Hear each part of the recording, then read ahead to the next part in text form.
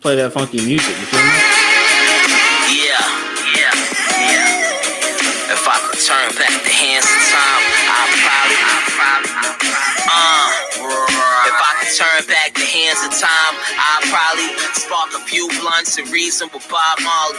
Getting wild stone with Pete, we sipping Parley. Curse my girl out tomorrow, I'm sorry. We do it Chris Farley, red cams on dollies. Capture this moment of life, all chronic. Stress type drown me, shout the growers that supply me. Amsterdam, Bay Area, you can find me. On that Ghost OG, I'm looking Gandhi. Take a bomb rib, take a sip, put the sunny. Warm cookies Just from rock the this shit out, sunny. take it to some people, man. Niggas blatantly steal my swag, try to round me up. My time is now, your time is up. Sat with Spike Lee, I had an hour lunch. Once the movie shit go, that's the power punch. Knocking niggas out like the sour, bruh. If I could turn back the hands of time, I'd probably spark a few blunts and reason with Bob Marley. Getting wild stone with Pete, we said the party. Curse my girl out tomorrow, I'm sorry. Tomorrow, I'm sorry. If I could turn back the hands of time, And what's good? Welcome to the motherfucking contemporary comrades. Hey. It's Yo. your boy Heavy J on the intro. Before we get to our special guest, to my bottom, we have the motherfucking creator of the Half-Ass Podcast himself, Corn. Say what's up, man. We did a fire stream last night. Y'all should check that shit out, by the way. Hey, you already know, yeah. fam. You already know. It was really good. For real. What up? Oh, yeah. And to my lower fucking right, we have the one, the only Adam, the world's most controversial podcast host. Say what's up. What's up, people? Good to see you guys again. Going for the incognito look this time, but I'm definitely here. This is not a robot. It's definitely going to be back with you guys. And directly to my right, we have the guest who we had on, that got the most listens of any of our podcasts, by the way. This is Jesus. as soon as me and this individual met, man, it was like he's here. He's back. We got him for you guys tonight.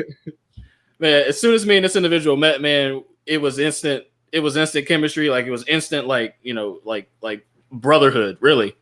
And you don't see that too often, man. And this dude's right here with us with all this shit, man. Everybody say what's up to Connor. Connor, say what's up to everybody, man. Welcome back. Everyone. Good to be here. Good to meet with you guys and to be in front of your audience, because this is one of the coolest things that any of my group of friends are doing. And like you were saying, man, the night I'm pretty sure I was coming back from a concert in Baltimore when we were living in Virginia, and getting back when I did and being introduced to you and kicking it that evening, it was one of those rare moments of instant friendship and instant connection. And that's something that, man, I value to this day. And from 2017 to now, just to be able to kick it with you guys and talk about what's going on in the world and to still be up, I really appreciate that. Dude, that's really nice to hear. Oh yeah, bro. Yeah. Welcome aboard again, man. Thank you. For sure. Thank you. So tonight we got a hodgepodge of shit to talk about. I mean, we kind of cooling it, man. We're just gonna let the conversation flow and do what it does. I mean, of course we got topics, but do we? We have topics. But we're just gonna talk about some random shit, man. So, Corey, you want to get us started with a good old Dre? I should have played a Dre song. Damn. I really should have played a Dre song to open it up. But yeah, you want to get? Nah, I saw good. Started. What Dre song would you play though? That's the question. Play it now. That is the real question, because that's tough, man. Still, Dre is too played out, even though it's a fire song. It's not too late. I'll have to play something. I have to play something else. Play it now. Come on, we want it. Shit, well, I mean, I gotta look something up real quick. But... All right. I'm weak. So I don't have it offhand. Dr. Dre, right? Everybody knows about Dr. Dre and his wife. They're getting divorced. Not really important news, right? However, it's just in 2 weeks ago that his wife wants $2 million a month in terms of the divorce. Now, we all thought this was crazy. We all thought $2 million a month? Couldn't That ain't be. shit. No way. What do you need? Why do you need $2 million a month? Well, ladies and gentlemen, I'm going to tell you exactly why she needs $2 million a month. And why we are all crazy for thinking that she was crazy for asking for $2 million a month. Well, TMZ broke the story. Nicole Young, Dr. Dre's ex-wife, wife, whatever, the one he's divorcing, she wants $1,936,399 to cover all of her expenses a month. And here's her breakdown.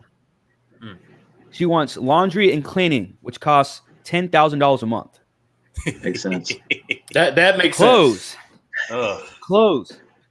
Clothes. $135,000 a month. What was that? Clothes. Now, education. Yeah. Tuition and living expenses. $60,000 a month. Ugh. Get this one. Get this one. God. This is where the large chunk of it comes from. Entertainment. That's all it says.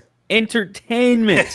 $900,000 a month. Wow. Heck yeah.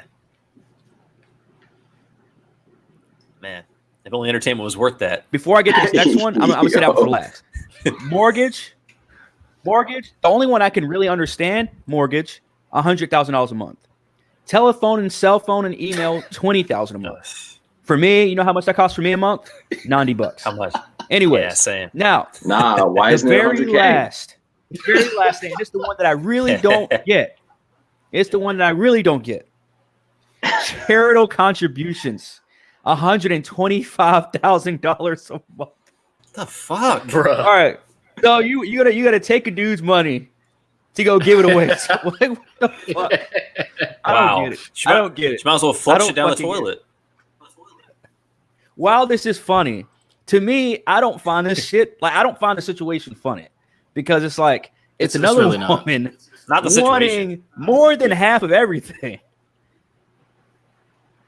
I mean, again, now we all know about I can't say we all know, but we did have an episode about women wanting money from with prenups and stuff like that, like marriage. I think we did an episode like that, right? Or we talked about different states have different laws. Well, in the state of California, there's a law where when a woman divorces her husband, in the state of California, she needs to be paid.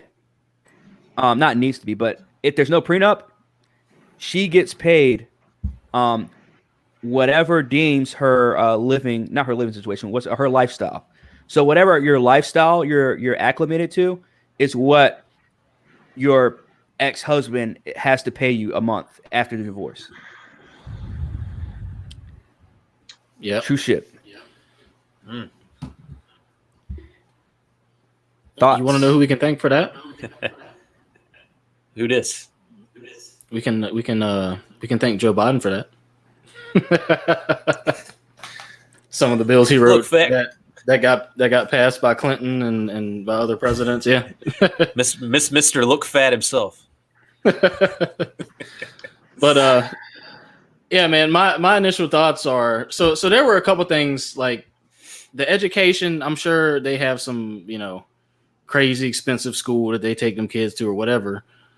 The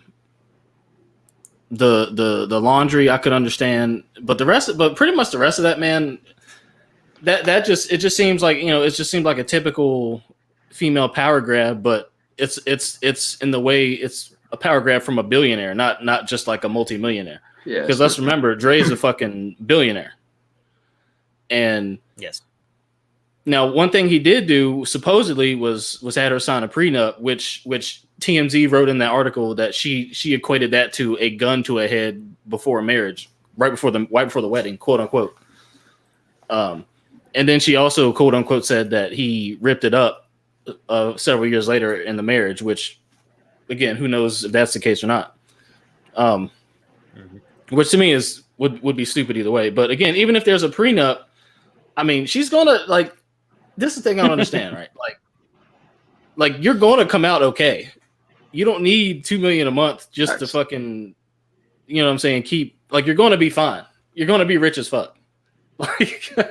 Like you're not going to be a billionaire's wife, but you'll still be a multimillionaire. Easy. I mean, $2 million a month, that's I mean, dude, that's $24 million a year for being associated with somebody who has a lot of money. And she's still making all this money too from other shit. Right. Sure. That's the thing. You're still gonna be a millionaire coming out either way. Like, it's just another fuck you to man. I think that's the thing about the whole. I don't know. Celebrity mindset. I can't even think about it. Sorry. Go ahead. No, you're good, man. Go ahead. Oh, I was gonna say that's the celebrity mindset for you. So much money, you don't know what to do with it anymore. Apparently, she does. That's that list, but that is just so far out of my mental capacity. A few things that much and using that much money. I don't know if they were totally confirmed, but is she a practicing lawyer as her profession? Do you know that to be true? Because I read that she is a lawyer, or I heard she was that. Yeah, or that she was aiming to become a lawyer, and that was the argument for the tuition side of this divorce arrangement. And the other thing too was the $135,000 figure for clothes. To me, that's like every designer fit in the world per month. To think about that being a bill, dude, I couldn't. I mean, I'm sure I could. I don't feel like I could spend that on if it strictly had to be clothing. That amount of money in a month, there's no way that I think that I could run through that, or that I could even just like mentally justify spending that kind of money on that. And I mean, that 900,000 figure is definitely worth a discussion, because I saw a lot of folks on Twitter saying that she was having like Michael Jackson reincarnated them for entertainment. If that was if that was a monthly bill. Sounds doable. For real. $900,000 for entertainment. What the fuck kind of entertainment are you having? What the fuck are you watching? What the fuck are you watching? It's probably fucking live concerts at dinner every night and shit. Yeah. Disney Plus, Netflix, Las Vegas, Hulu. It can't be just that. The Tupac hologram. Yeah, she got that shit in the backyard. Every night doing a concert. Johnny Cash, Elvis. It's that Disney Plus, man. Pootie Tang. Yeah, Disney Plus. Paying the $10 a month and having to charge $30 for fucking Mulan. That was a fucking. They are fucking thieves for that. But wow, anyway, really for that shit? Yeah, $30 extra for Mulan, which I watched it for free. That's hilarious. Hit me up for the hookup. But anyways, yeah, like seriously, I don't understand how you're gonna ask for $900,000 for entertainment. Like you know that she is dumb as shit because she's asking for. And again, I'm not trying to criticize her, but I guess maybe I don't give a shit. But anyways, $900,000 for entertainment. Again, that doesn't make any sense. Then you're asking for $135,000, $125,000 for charitable contributions. That's what I don't understand either. It's like you want to give to charity. That's your own fucking money you give to charity. You don't say you need that money to give to someone else for charity, to other organizations. That's your prerogative. Something that I was thinking of too, man, is that, I mean, granted, we don't know the specifics of, let's say, why they filed, because I know when unreconcilable differences are cited, I think that usually means folks just want nothing to do with one another, or one party doesn't want anything to do with whoever. But I do think that being the mother of Dre's children, that he wouldn't be opposed to either funding or paying some kind of alimony in general. Now, this figure is astronomical compared to what, I mean, we've seen from like other celebrity divorces, but I don't think this would even go without this. If this were never even on the table, I don't think he would be taking the approach of, fuck you, be destitute and, fade away into whatever. I think I would like to believe that he would still, you know what I mean? I don't know, feel a way towards someone that he once loved or is the mother of his kids. But then like the actual figure itself, man, it just doesn't make sense in so many ways. And it also kind of feels like when you're trying to negotiate something and you just come with a crazy number, hoping that somebody will come down, and then they might just end up offering you more than what you would have asked for in the first place. But it's nuts. Yeah. Yep. Here's where I play devil's advocate, though. And it's this.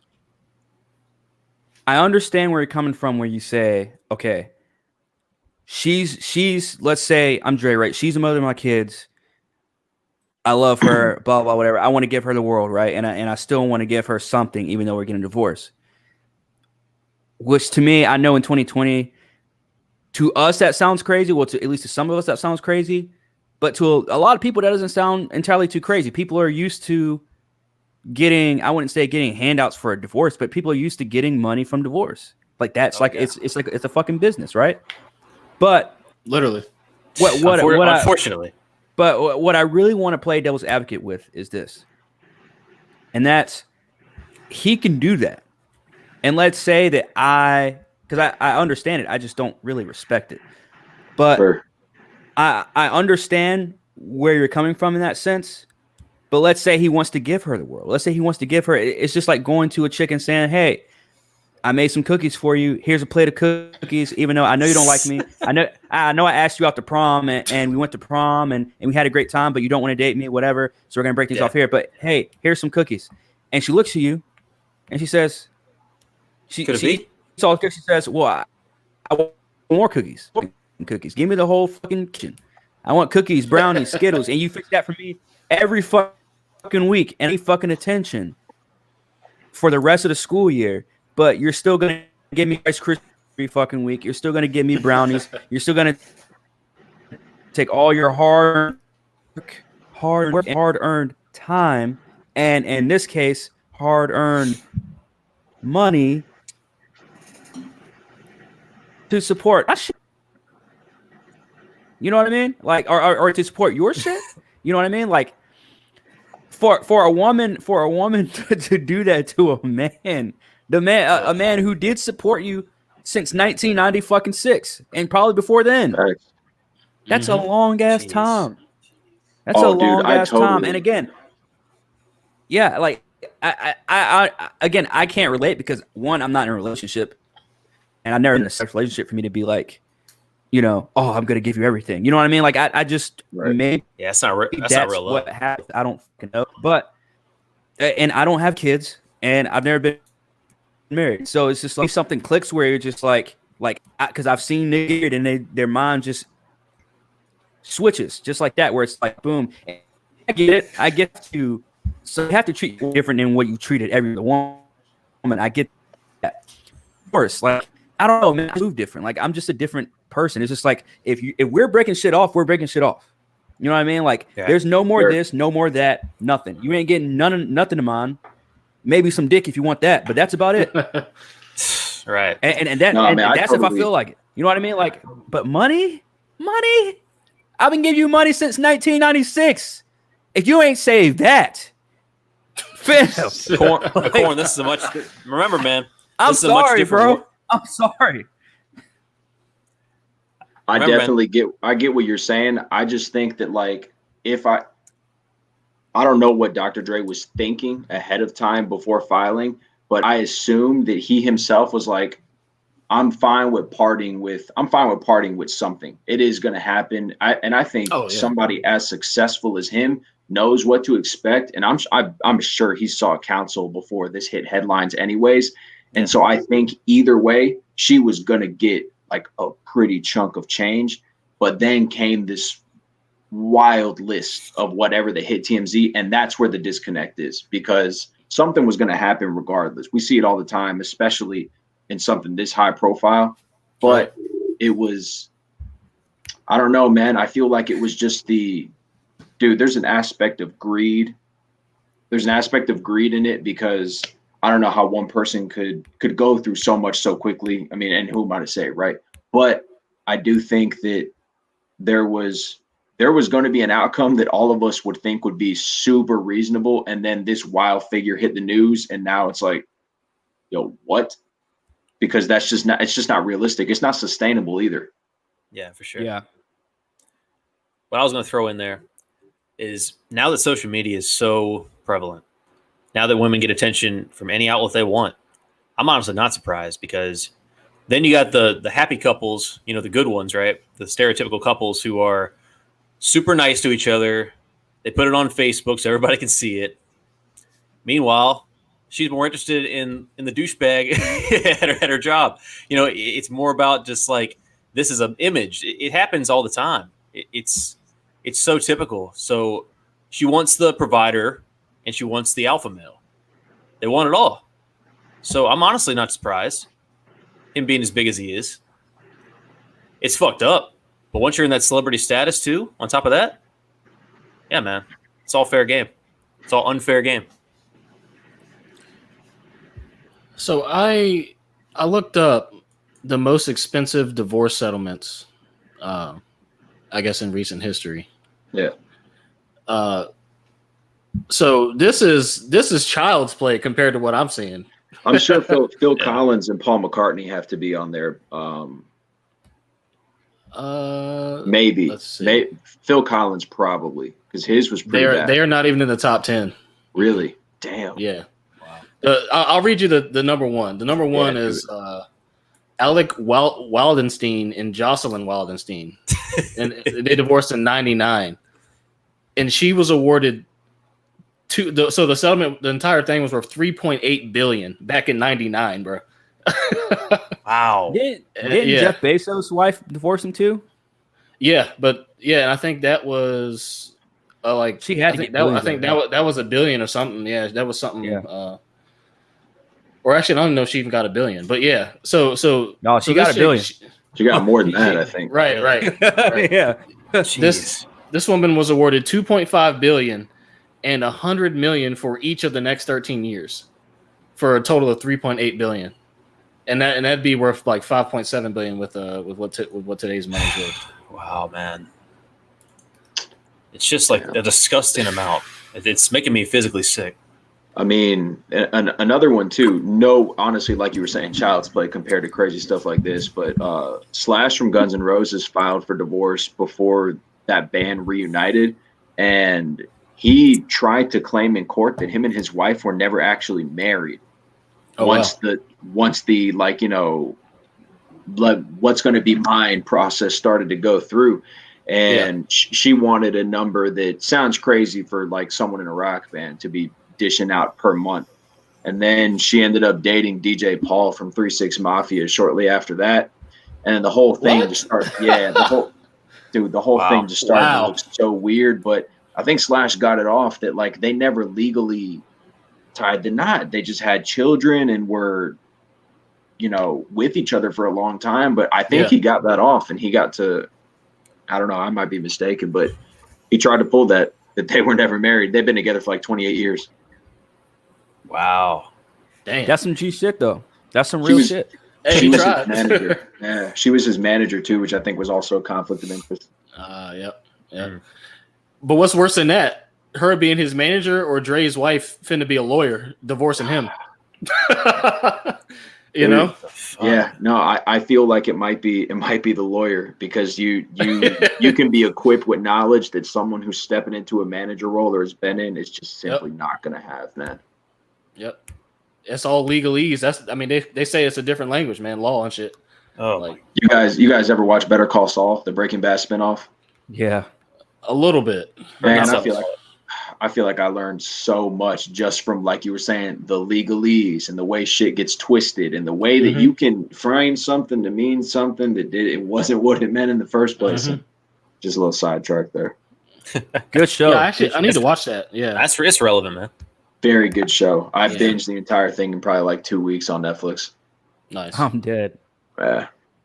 Nice. Yeah, that kind of makes me want to watch that joint, because I had a feeling it was good, and people said it was good. I just never, I watched a few episodes and never gave it a chance. But I still think Breaking Bad was better. But Breaking Bad was my shit, though. For sure, bro. For sure. Yeah. And he was a character in that show that the guy who played Saul Goodman, Bob Odenkirk. He was interesting in Breaking Bad, and then I was like, a spin-off though. And when I started watching it, I was like, this makes so much sense, and it's really dope that they closed out Jesse's story with the movie, and now they got the prequel, which just ties it together in like a really nice sequence.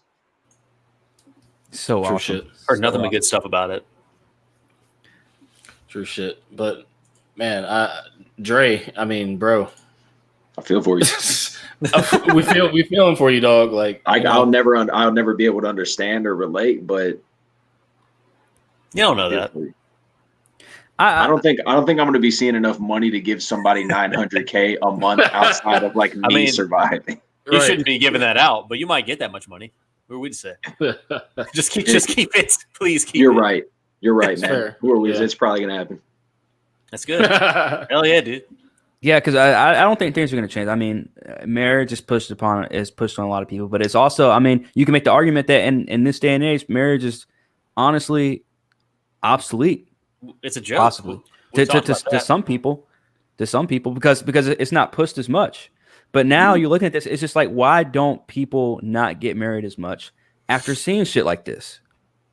I feel like just the concept you touched on there, man, about that being obsolete today is something that I feel like I've started to notice. I'm sure you guys have too, with a ton of different things during the pandemic.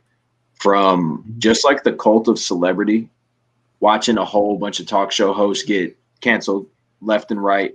But on top of that, I think that a lot of people living in uncertain times care less and less about the socialite aspect of entertainment that was, I feel like, very normal and very normalized, very, very present before all of this started. And I feel like people are just checking out of that. At least who I'm talking to, by and large, as friends, it's like no one's interested, no one cares, no one. The whole thing with college too, and the way that just the huge group of incoming freshmen who maybe finished their senior year of high school under the virtual learning, and now they're coming into the college experience thinking this is bullshit. This is nothing that I could even imagine being worth this kind of money. It's totally different than what we went through when we went to school. And that's a whole generation that's going to come up feeling like this whole shit is pointless. And it's part of that. Not that I feel like that'll be obsolete as soon as other things, but there's like true. that are, dude, people are just looking at them less serious, I feel. Because the whole world's just falling apart, so we're starting to take the masks off our own faces. Noticing celebrities being like this otherworldly presence. Yeah, now you're seeing it for what it is. Yeah, man.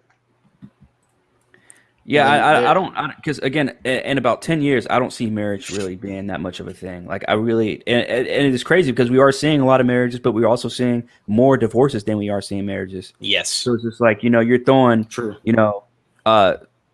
10 cattle into the field, but you're seeing, 9 of them being killed. And it's just like, what the fuck, Mm-hmm. So, I honestly think that, at the end of the day, we're not going to see problems like this happen in terms of divorce, at least, but we're going to still see it in terms of child support. I mean, we were just talking last night on Half-Ass about women begging for child support and women purposely, like, I mean, we already knew it was a thing too, that women were doing that. And just like we know purposely women go and marry men on purpose for money.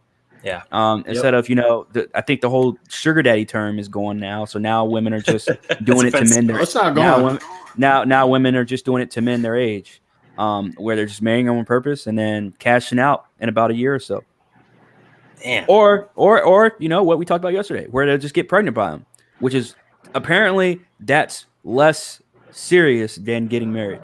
So apparently bringing a new life into the world is less serious than committing to someone. So, I mean, what do I know? I believe it. Yeah, apparently so. Apparently freaking so. Yeah, it's the whole marriage and not marriage thing. I mean, I think we're the last of a dying breed when in regards to that. Like, I think we're the last generation who will really consider marriage as an option. I think that. Wow. Yeah.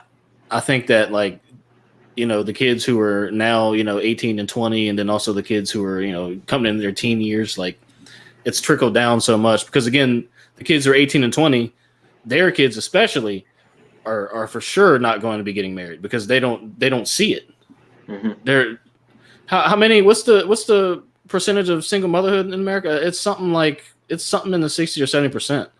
But then also divorces versus marriage is like, I think it's like 52 to 48, something like that. So like there's more divorces than marriages in America as well. And that's only, and those figures are only getting worse. I mean, somebody can look it up if they want and fact check me. One of you listeners out here, but I tell you, man, this pandemic, divorces were bound to happen, but more than marriage now. But that's not due to the pandemic. That number was already increasing well before the pandemic. Well, I believe that too, but I knew this was just going to fuck people up who came home to one person every day from either a job they hated or what have you. Something that I feel like also plays into that as well a bit is it's a part of that uncertainty about the future. And I think a lot of folks right now feel like all they have is the present. And in many ways that is true. That's a good point. That's a good point. Because there are genuinely people out here during this time that are living check to check or are living on some of the relief packages that are being sent out. And I don't think in that kind of state of mind, you can even have the kind of optimism, because I feel like a marriage takes optimism, man. Like thinking about that ahead of time and planning that, and having a partner, but being married is a totally different thing. And true. And I think that and I mean, I definitely can't speak for everyone, but I feel like there's a lack of optimism with all the uncertainty in the future going into this like uncharted territory that we're in now, where something like a marriage seems trivial when you could have either a long-lasting relationship or you could just be self-focused and not devoted to a concept that I feel like a lot of people are outgrowing. Like you said, we're probably one of the last generations that looked at that as an option. Yeah, dude. And literally the last. Yeah, that's so wild to think about, that these traditions that have been around since what life was incarnated, since we even can remember, since history was written. What do you say to that? What do you say when history is being erased? I mean, we've talked about it before. Monuments, all what have you. Now it's like the concept of love is being questioned. I think it's more the concept of monogamy versus the concept of love, and the concept of marriage. Because then what is love? What do you do with that? What's love when you're not faithful to one person? I mean, in that respect, yeah, I could see what you mean. But I mean, I'm sure you guys know family, friends, or other friends that have been like, I think here in Florida, if you live with someone for 10 years, you're married by common law. I believe it's the same for Virginia. I think it's 8 years or something like that. It for is. Virginia. Okay, so it's like similar, yeah. And as well, 7 or 8 years, something like that. Yeah. And I know a decent amount of people that never got married, but they've been together for 20 years, and they've some have kids, and they preach the exact opposite of getting married. They say this was a far better decision because they, not to put like a chance on the relationship ending, but they just saw how friends of theirs, relationships and marriages came and went with divorce, and it was that realistic approach versus like the idealistic thing. Like, of course you don't want that to happen, but there's a possibility that it will, and not ending up in a position where you could be financially dependent on someone else and not stand a chance on your own. In the end, I think was something that a lot of people decided, and maybe we should go this route, and it worked for them. I have a real honest question for you guys, and I'm not looking for a specific answer. I just want to know your honest opinions on this. You're in a relationship with a chick for a few years, right?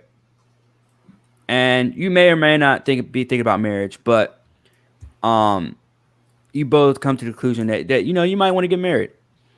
But she says that she doesn't want to take your last name. Would you still get married?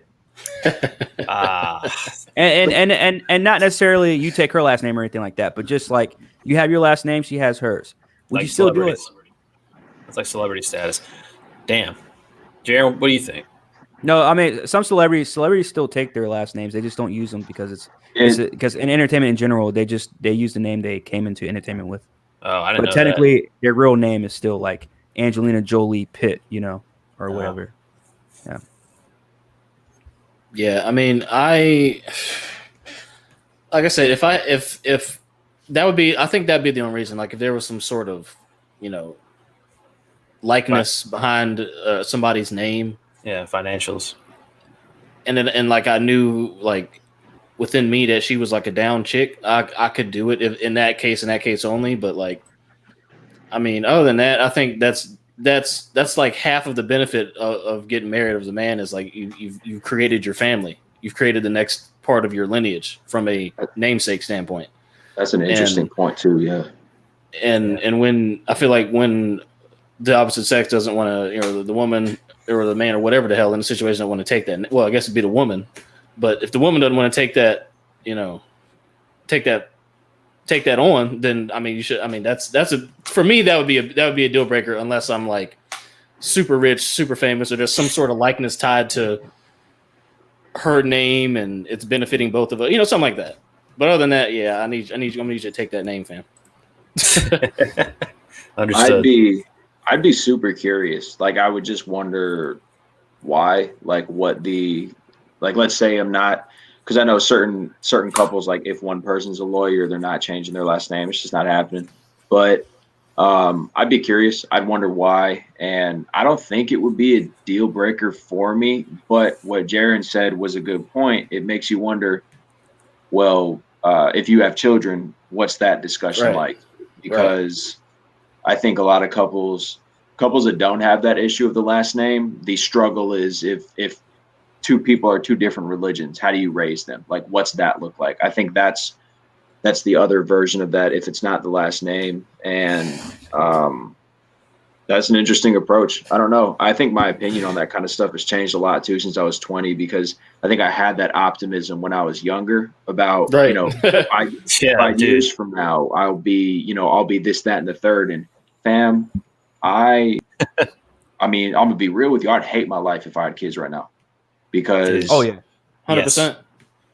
And maybe when I was like 16, 26 sounded like hella far away. And I was thinking, oh, dude, maybe. Like, you hear about people having kids in their like teens, so it's like the 20s. That wouldn't be too crazy. And now, bro, because we're still kids. Here's the thing: when it comes to marriage, like if we're already questioning marriage, then at that point, she's like the last name. She's like, what's that even mean at this point anymore? Because you're already putting marriage on its head. So if someone said that to me, and I was already, like, say I'm still monogamous, right? Because we're questioning, we're questioning love at this point. If we're still dealing with monogamy, why would she have a problem? Now, if she's a celebrity, I mean that's where you stew the pot. That's where you have to like think to yourself, well, this is her image. If she changes that, she might lose money. And then, but what if she's like, look, I just don't want your last name. Like, I want to keep my last name. I just don't want to have your last name. Just for like nothing? No specific reason. Yeah. Yeah. No, dude. Because that's the whole point, isn't it? Isn't that like?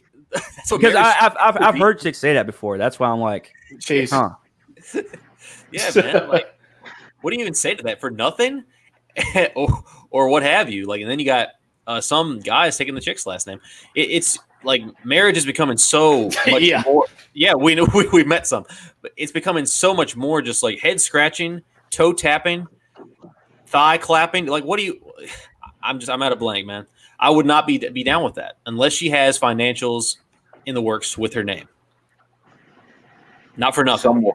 Someone who did take the female last name is Jack White from the White Stripes. His last name was, I think it was Gillis. I might be wrong with the last name, but he took Meg White's last name and he kept it even after they divorced because that was he made a name for it at that point. Yeah. He certainly did. Interesting choice though. I don't know what the reasoning behind that was, and they got married before like the band became a thing. But he's probably the only celebrity male that I've heard of taking the female last name. That makes sense. Interesting. That makes sense. It does.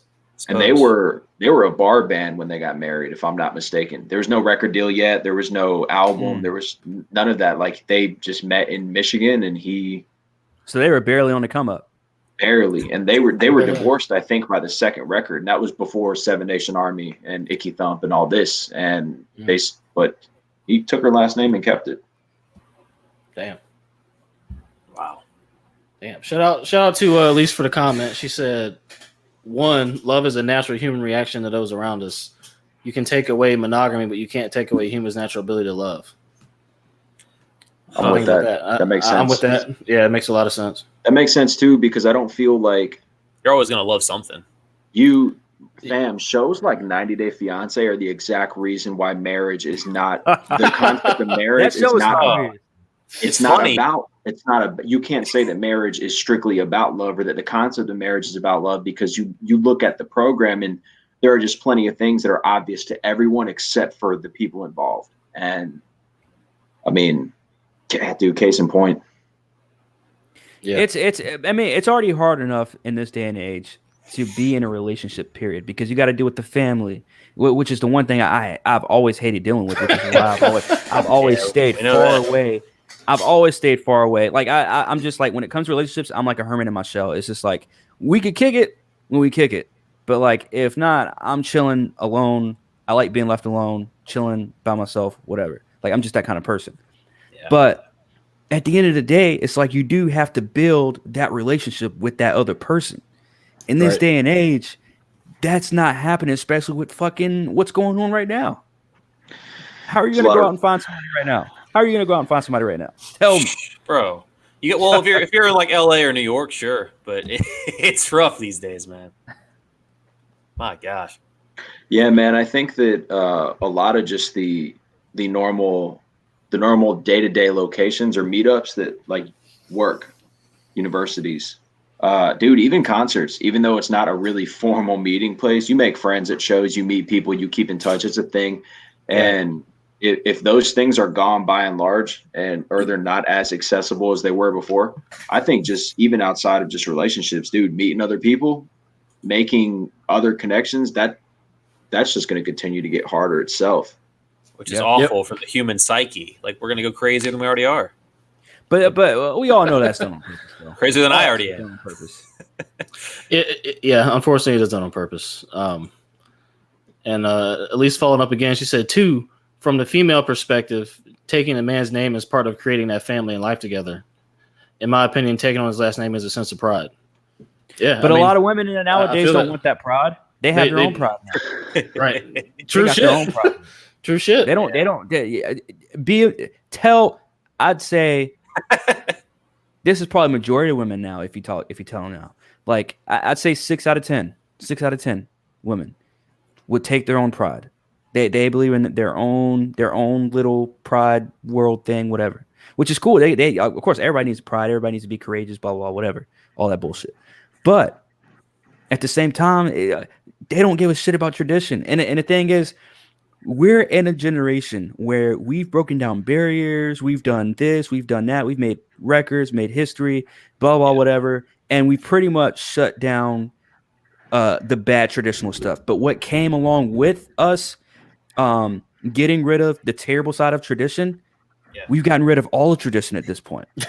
All right, well, what's tradition? All tradition at this point. Nobody could even tell anybody what Labor Day was for. It's just, hey, we're off. Everybody's off except for, half of the fucking country.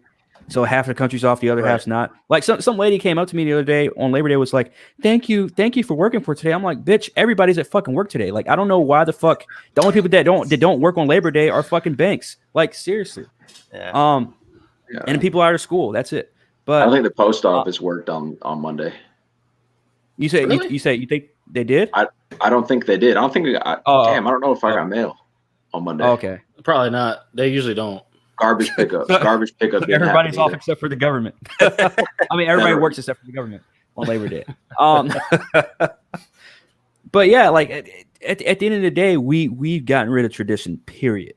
Like holidays, marriage. You know, a woman's duty. Now, I'm not saying a woman's strict duty, because there's some things that were kind of not shady, but kind of smoke and mirrors when it came to the traditional woman. Everybody has their own different opinions of a traditional woman, so I'm not even going to get into that whole perspective. But you guys can see where I'm going with this. Like, in terms of, there's no more tradition. Period. Yeah. Mm-hmm. Yeah, I mean, you're unfortunately right. Like, I like that she commented that, because it shows that there are actually still people who value things in life other than themselves and their self-interest. But, you're right, man. I mean, the fact of the matter is, the majority of women nowadays, it's not there. And I guess, like we said, maybe like I said earlier, we're the last of the dying breed. Like, that's where you kind of get this mix up of, you've got some people in the generation who adhere to tradition and grew up around tradition and can appreciate it, and you've got others who may not have grown up around it but can appreciate it, and you've also got others who never grew up around it and don't appreciate it and don't care to appreciate it. Don't care. Yeah. You know, so you've got the whole gambit with us. But I think the younger that people get nowadays, the more that the comment that she just left is not a thing. Like, and I think it's just going to continue to go that way for all the reasons that you just mentioned, unfortunately. But shout out to Lee for comment. Yeah, I appreciate it. That's the thing, man. Because once the role models start becoming like TikTok stars and those who are, you know, hooking up and what have you, that's where it's gonna all turn back around, because then that's who you're imitating. If we're still going by celebrity status, what if that's the celebrity? You know, then you've got people growing up solely on that. They think that's the norm, so they imitate. And yeah, then the concept of marriage and tradition is just gone forever, because we'll be old. You know, we'll be the boomers. It's gonna happen. Millennials will become the boomers. Indeed. Yeah, I was raised by boomers. Well, yeah, me too. Yeah, we all were. Yeah, I guess so. Yeah, we all were. It's interesting. My dad's old as shit, so I don't know where he falls at under that. He's a boomer fan. No, isn't he? He's Gen X though. Isn't that? Yeah, I have no idea. Bro, Gen X is younger than boomers. Oh, well, then isn't that what we were raised by then? Fam. I know my dad's a boomer, and I think my mom falls under Gen X. I thought boomer was our parents, so I guess not. I mean, I guess boomers, technically it's boomers are post. I'll look it up. Post World War II up into like mid 60s is what the consideration is. Yes, between the end of World War II and the mid 60s, like 64, 65. Yeah. All right. Damn, so that's a good like 20 years then, right? Mid 1946 to mid 1964. Because what millennials consider like what 80, 81, 83 to like 94, 96. Yeah. Yeah. Damn. Yeah. That's just strange. Crazy. That's like a weird group though. Yeah. Yeah. So weird fact. My dad's a boomer and my mom's a Gen X. It's crazy. Yeah. It's fucking crazy. Ask them how they feel about that. Shit, they probably don't even know what the fuck that is. A Gen what? Well, yeah, those terms didn't mean anything back then. No. We weren't judging each other for everything back then. Not at all. I'm honestly envious. True. I'm actually very envious of that. Fam, I didn't even know what these damn astrology signs were until like what, 2012, 2013? Nah, man, I'm still not clued in on that, to be honest with you. I just started Me either, dude. I do not buy into that shit at all. I appreciate it. I mean, it is. We've heard it somewhere before, but it is wild to like blame your behavior on the moon or like the fucking time of the whatever when you were born. It just doesn't make any. I don't know. Oh my God, you're a Capricorn. I'm a Capricorn too. It's like shut the fuck up. No, that's bad.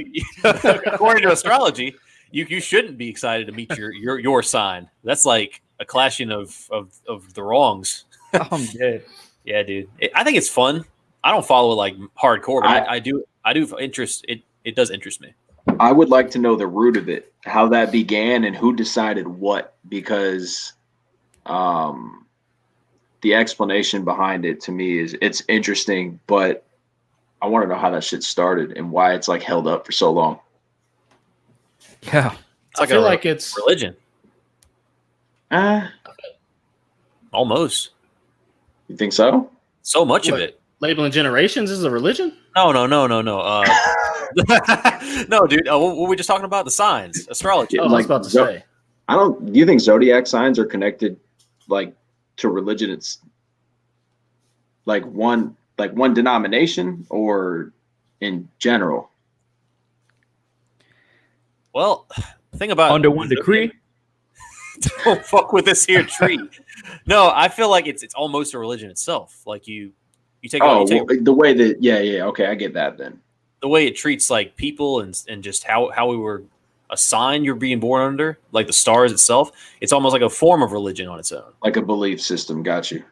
Yeah, because if somebody lives by this, then it might as well be. Because at this point, we're living in the times where religion's being turned on its head. People believe whatever they want. We're picking and choosing. Astrology might as well be a religion. Me personally, I enjoy astrology. I don't follow it. I don't wake up every day saying, "Oh man, Sagittarius again." But I'm like, if I see a post or somebody mentions it, I'll be like, "Oh yeah, I'm a Sagittarius," and then we'll talk about it for maybe like 5 minutes. But imagine those who are raised on this stuff, just like I was really raised Christian. I mean, who's to say? Yeah, man. I haven't met any of those. I haven't either. But I think But what would you talk about for 5? What would you even talk about for 5 minutes? Like, oh my God, you're Sagittarius too? Yeah. Do you cry when you get mad too? Oh my God, so does everybody in the fucking world. Like, what the hell? I think you would just end up questioning about all the signs and finding out what things stick out the most to you, and then they'd say theirs, and then you'd be like, "Oh, do you agree with this and that and what have you?" And say, "Oh, did you ever meet a Pisces? Shoot, I met a Cancer." all this shit. At least it's not political yet. Yeah. I'm sure they can spin it some kind of way. Like all Democrats are Sagittarius. Yeah, fucking Republican. Or Libras. all Libras are Republican. Like what the fuck? Yeah, I can see it. I mean, I think the difference with I guess astrology is it was really what philosophers back in the early like 13th 12th century observed in the sky, and they based that off of what they saw from like ancient civilizations and what they wrote down and what they documented. So I think that's why people hold it a little bit to a higher regard, is because it's like it's technically considered like ancient knowledge and like an ancient way of thinking. And if you actually look at it, if you actually look at your sign and I mean, but I guess you could say it's about like your sign versus other signs. Like you could probably say that you have traits of other signs in you. Right. But if like say for example, for me, my birthday is October 17th. I'm smack in the middle of Libreville. I don't have any trait. I really don't have many traits of other signs. It's pretty much just straight Libra for me. And I noticed some people who were born like if you look at like I mean, Corey, I know you're looking at me stupidly, but really like it's something to look into. Like I'm serious. I mean, dude, look, astrology, numerology, yeah, it's fun. Like things like this. It's not only fun, like it's relevant. Like I guarantee you, if I did your fucking numerology, you'd shit yourself. I guarantee you. The numerology dude, stuff I read very interesting. Yeah, dude, I did my mom's numerology and she fucking cried. It was so real. Jeez, I shit you not. So yeah, so it depends. Like, again, I don't know. And my mom's a Christian woman, so she's not gonna believe some hocus pocus shit like some fucking numerology if it wasn't true, right? Yeah. So I'm just saying, like, this shit is not just like it's turned into a joke now because that's the point of it. They're trying to disconnect you from the spirit world. That's how this shit works. So they can then come in and replace that. So like, of course you're going to make astrology and numerology and all sorts of shit look stupid because it actually benefits people. Yeah. It actually benefits the masses of people, and it gives people like some sense of understanding that's not like tainted. Right. Well, remember, Jaron, only your religion's right, according to most people. But even in their own religious doctrine, that shouldn't even be the way. But again, shouldn't be.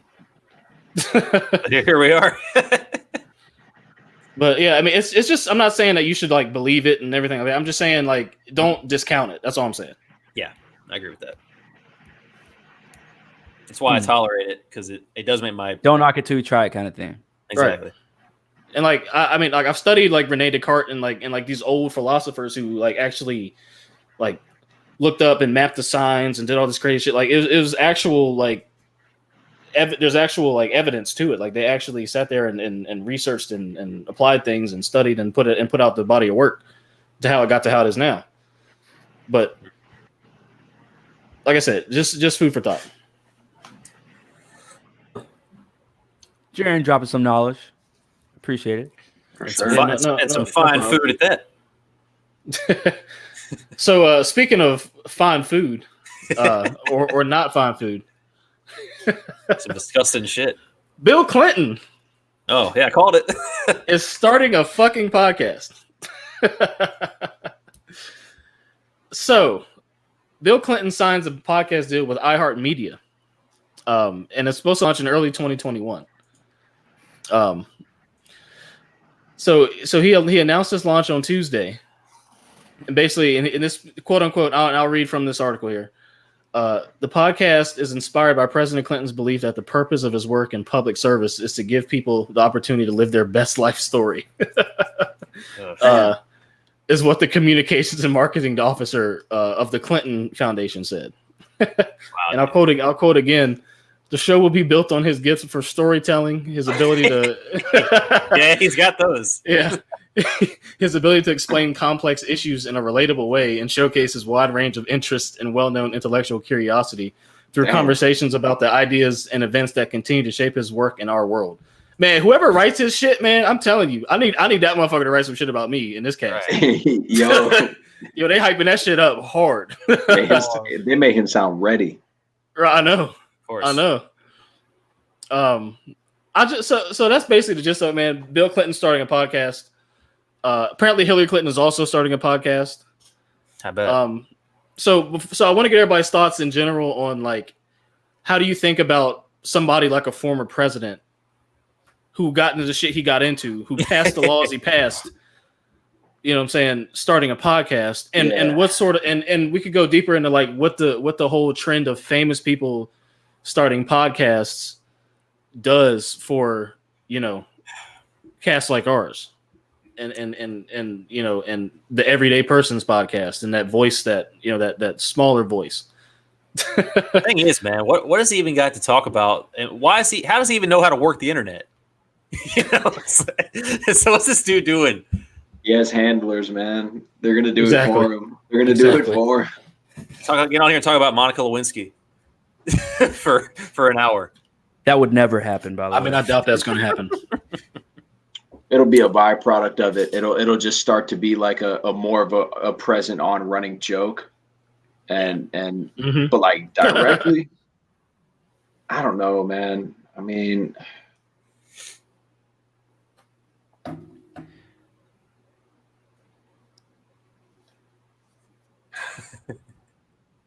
I just genuinely think. I was waiting for him to finish his thought. No, I just genuinely think there's no point. And I always think, dude, Bill Clinton probably has fans. Like he probably has people that are consider themselves fans of his. So of course they want to hear 2 hours or 30 minutes or 40 minutes of him talking for whatever duration about whatever it is. They're probably geeked that something like this is happening. But how genuine is it when you've got I assume iHeartMedia to be like $1 billion company. How genuine is it when you can have an entirely scripted show, and not that there's anything wrong with the scripted show, but I think it's going to come off in a way that just,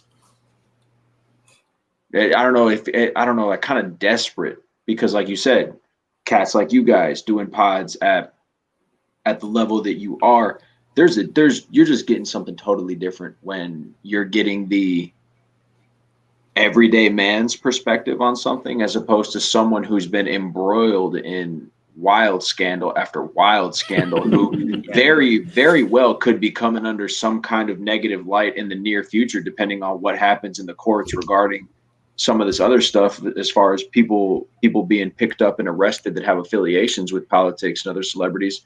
And man, I just feel like it's a weird move. And especially when, if you've done hella dirt in your life and if you have a lot of skeletons buried, I think it's kind of crazy to try and get to a point where you're putting yourself out there more and more to have shit like that dug up again. I don't know. So I've got a couple points.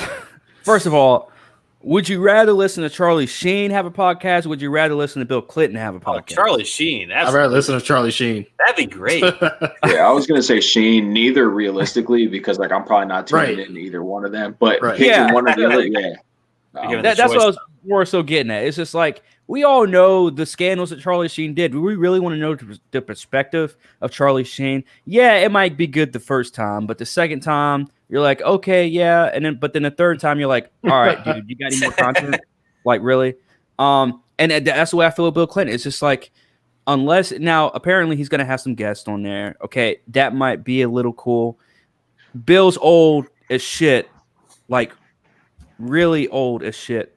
Yes. So I don't really know how that's going to go. Again, now I'm going to make the same point that I made last night too, or maybe a couple days ago. I can't remember. I stoned way too much. But anyways, I don't understand where celebrities, and this is pretty much the Joe Budden argument, the one that I was saying that he had about, Spotify and all them with the whole, what's her name got a podcast?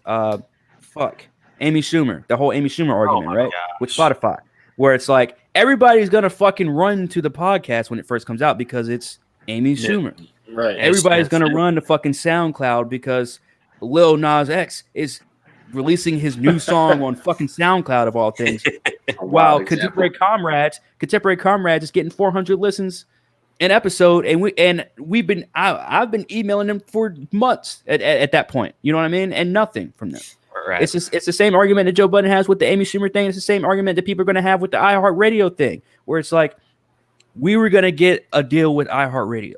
And there's at least, I want to say, maybe 10, maybe 20 podcasts that are probably going to get it, that they could have traded for the Bill Clinton one without him proving anything, that he has any kind of skill on the mic in terms of podcasts. Because, he could talk 20 years ago, when he was president, or maybe that a little bit after he was president, but you know what I mean, or around that area, 20, 30 years ago when he was president. But now he hasn't proved himself. Just because you're the president of the United States 30 years ago, I mean, look at Val Kilmer. That dude was acting in action movies 5 years ago. Now he's chilling at home, weighing 90 pounds, hooked up to a monitor thing. Crazy. Like, it's, oh my gosh, like, fam, like, again, it's the argument of celebrities. These celebrities want shit that's meant for us. They want shit. They want everything. It's just like, fam, you already got enough fame. You already got enough money. You're about to be on your fucking deathbed. You look older than fucking Biden. And I don't know how that's even fucking possible. And you're launching a podcast? Taking I off. don't think it's gonna last, man. Why would it? Again, everybody's gonna run to it for the first week, for the first couple episodes. But again, if the content is not good, no one's fucking staying, fam.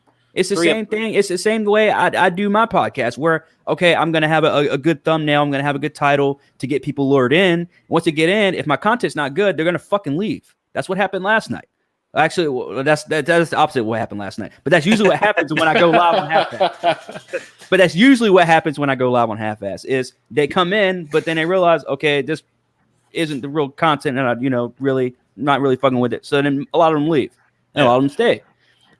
But that's the same way it's going to be with Bill Clinton's podcast. It's going to be like, he's going to get those millions of listens the first week.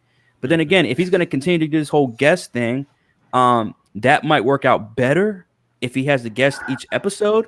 kind of like what Jerry Seinfeld has. Because let's be real, I'm not the biggest Jerry Seinfeld fan, if one at all. I don't want to listen to Jerry Seinfeld talk by himself. I want to see Jerry Seinfeld and Chris Rock chilling in a Corvette, riding down, talking about their experiences on stage and experiences in the comedy industry. That's more interesting to me. So with the Bill Clinton podcast, if Bill Clinton's sitting down with George Bush, which probably will never fucking happen, but just using that as an example. That sounds pretty likely. I wouldn't rule it out. Just using that as an example, though. But if Bill Clinton's sitting down with George Bush and they chop it up for 2 hours, fam, I'm listening. Yeah, it'd be a great co-host for him. He should definitely get a co-host. But then there's point number 3 too. Point number 3, and the most important point and the most crucial point of this entire fucking situation and contract that he has with iHeart, and that's this. This is going to help push the political agenda that they have. I truly do believe that. I truly do believe that if Joe Biden does not win, which he won't, but if Joe Biden, but to play the name of the game, you know the name of the game. Mm-hmm. If Joe Biden does not win in this election, what the fuck you think is going to happen in 2021? His podcast will be done. Joe Biden's going to have a fucking podcast. Bernie Sanders is going to have a fucking podcast. Like you guys think I'm crazy, but look at what just happened. Bill Clinton just came out with a fucking after his wife came out with a podcast. So now you got a Hillary Clinton podcast and you got a Bill Clinton podcast, fam.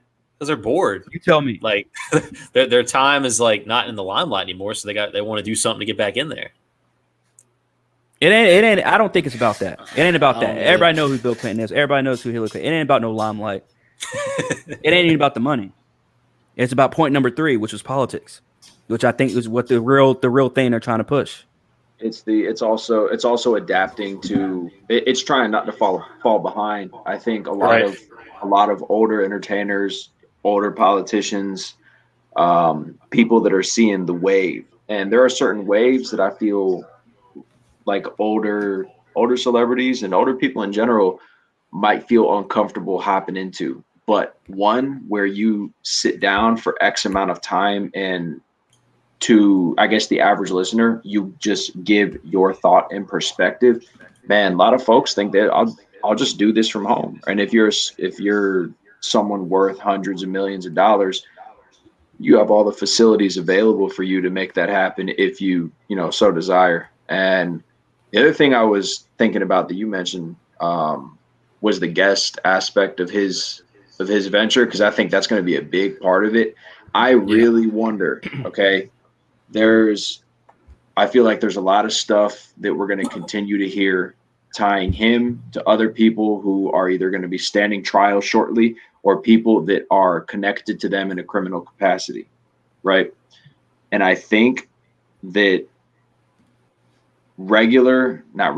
other people involved in the political arena, celebrities, I think there are going to be some people, man, who are nervous to stand next to that energy for too long, especially if things start to, really pan out the way that the internet is making it sound. And with all the things in his past, from shit that he voted on in the 90s that people are still doing time for, to scandals, dude, I just definitely think there's going to be a large group of people that are not going to want to be associated with that, regardless of his political affiliation, because it might feel safe being that,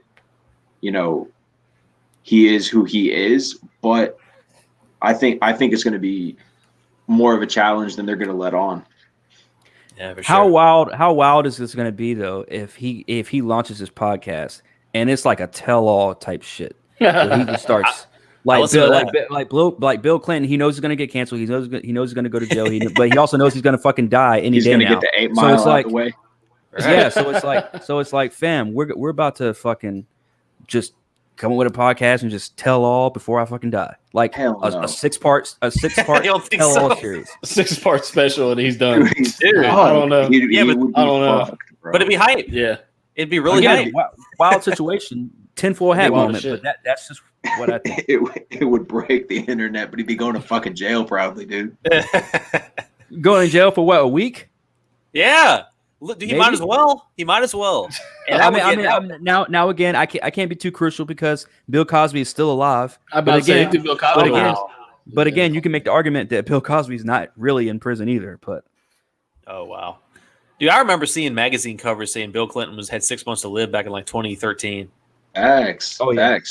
He was having like mad heart attacks in the 2000s, and he was saying that his like diet of McDonald's, no joke, was what he felt like was contributing to him having heart attacks. I was like, man, I could not imagine eating that much McDonald's. Dude, I believe it. It makes me want to puke just hearing that, dude. I have one all that money eating McDonald's.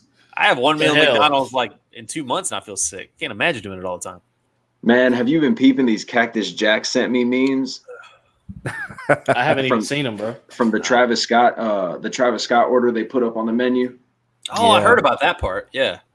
They added a whole, it's just basically like a cheeseburger with bacon on it and other stuff. But the commercial has a little Travis Scott action figure hopping around on the tray, breaking down the meal. And at the end, he says, "Tell him Cactus Jack sent you." And he refers to himself as that in some way. So, man, there is hella videos on IG and Twitter right now of people in the drive-thru acting up, telling the employees Cactus Jack sent them. And these people are like, man, what are you talking about?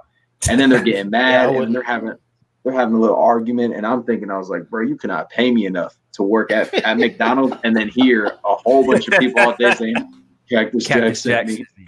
Like, wow. Yeah, man, that's wild as hell. I think these video trends are the worst thing in the world, man. I swear. I agree. I did one video trend my entire life, and that was that water bucket challenge. What was it called? Ice bucket challenge. Ice bucket challenge. Ice bucket challenge. Yeah. And that's because I was new in the Army, and I was kind of forced to do it by people. I remember that. Yeah, I remember that. Yeah, that was so stupid. There's a lot too that are just really cringy, man. I mean, on Facebook, dude, you just see this big range of folks out there doing like push-up challenges and saying like, this is day whatever. I challenge 3 more people to do this. And veteran push-up challenge. I just saw that. Yeah. But it's in the way that it's done, and the way that it's just like very attention seeking, and it's less about whatever the cause is and more so about you making a spectacle out of yourself for your family on the internet. Look at me. Yeah, look at me doing this that everybody else is doing. And you know what sucks the most about you know what sucks the most? They age like milk. In a few months, they'll be like, what the fuck are you doing? Because trending's gone. Hashtag trending's over. True. Yeah. Or on to the next thing. Yeah. That's true. Trending content, man. It's slippery slope. Man, Elise says celebs taking over podcasts feels like a purposeful byproduct of COVID-19. I'm gonna have to agree with that. Yeah, I see that. Definitely. It definitely factors in with movies and shows and everything being called off for the foreseeable future. Yeah, dude, it's all just coming together. Like I wouldn't say necessarily a purposeful byproduct of COVID-19, but I think once it started happening, they were like, "Oh snap, we got something." Because again, before COVID, celebrities were still doing this, but just not at this rate. Like it was still a very well known thing that celebs have been taking over podcasts for years at this point. But I do think obviously yes, there's a more fluctuation of them now because of COVID-19. But purposeful byproduct, no. Man, let me ask you 3. If being on the topic of celebrities and folks just starting podcasts out of thin air, if there were someone who's not currently running a pod themselves that you wouldn't mind hearing from or that you'd like to hear from on a weekly basis, who would it be? Entertainer wise, politics? You got anyone? You can't ask Jaren that question because Jaren doesn't like anybody. But yeah, I was gonna say Adam and I can answer that though. Gordon, you go first so I can think of somebody. Oof. All right, this is gonna be a really weird name, but you guys know that I love movies and shit. I'm gonna say actor Emil Hirsch. Between him and probably Andrew Garfield, I feel like he'd be a pretty good person. I'd want to know his opinion on shit. Interesting. And on a, you know what's sad, and I've thought about this for a long time too, Connor. Actually, just recently over the summer, I was thinking about this. I was like, it's weird how me being a black man in his 20s, I can't really say I really look up to anybody that looks like me and think to myself like that is a perfect, because again, to me growing up, that was Will Smith was that. But then, of course, I as soon as I hit my 20s, well, ironically enough, we're talking about it. You and Darren ruined Will Smith for me. Yes. You guys just Yo, Connor, he will never let us live that shit down, bro. burned this We man fucked this for nigga that. up for life, bro. He refuses Oh, to man, watch Suicide Squad. I can see the I can see the kitchen. I can see the beer. I can see the living room. Y'all was a good night. I can Yeah. see the entire thing, and then I can see Neil's face, and he was like, Bro. And I didn't give a Ruined. shit. It was just Corn that was upset. Then I pulled up the pictures and shit, bro. It was a wrap at that point. Ruined. I just found it humorous. Ruined. I can see it so but- clearly. I love it. Oh man, like, but the funny thing is like that was the person for me growing up. It was just like Will Smith, like ta-da, Will Smith, because it's just Right. like somebody that looks like you, somebody that doesn't come from a perfect background growing up. Sure. But they made it. They made every single opportunity they made it. But then obviously you become an adult and you realize, okay, some of those opportunities didn't come as hard as I guess maybe as hard as they should have. But anyways, you know what I mean. Some of those opportunities weren't as difficult as what he made it seem. And now you see the way he's acting with his wife and all that shit. So at the end of the day, again, I as much as I want to say someone that you would probably think it's like inspiring or anything like that. Like to me, I'm just like, you know what? Somebody that's really cool. I think was really cool. Like Emil Hirsch. Every interview I've watched of his, he really chill dude, really cool dude, very intelligent and an amazing actor. And I feel like he's probably one of the most underrated actors of all time. Okay. I'd love to hear from him on a podcast. I'd love to hear from Andrew Garfield on a podcast. Adam? Those are good picks. Okay, I got one. I actually just listened to this guy as a guest on someone else's the other day. Did you guys used to watch, I think you all did, the Batman animated series? Yeah. Yeah, from the 90s. I've seen it, yeah. Yeah, Kevin Conroy, amazing person. Okay. The voice of Batman. Met him at a Comic-Con not that long ago. It was a couple years back. I didn't even want his autograph. I just shook his hand, said, "Hey, man, I really appreciate your work. You're a great person." Well, I'd say you're a great person. I said, "I really appreciate your work. You really inspired me." He was a nice guy. And I listened to him talk about his life. And this guy went through hell to get that role.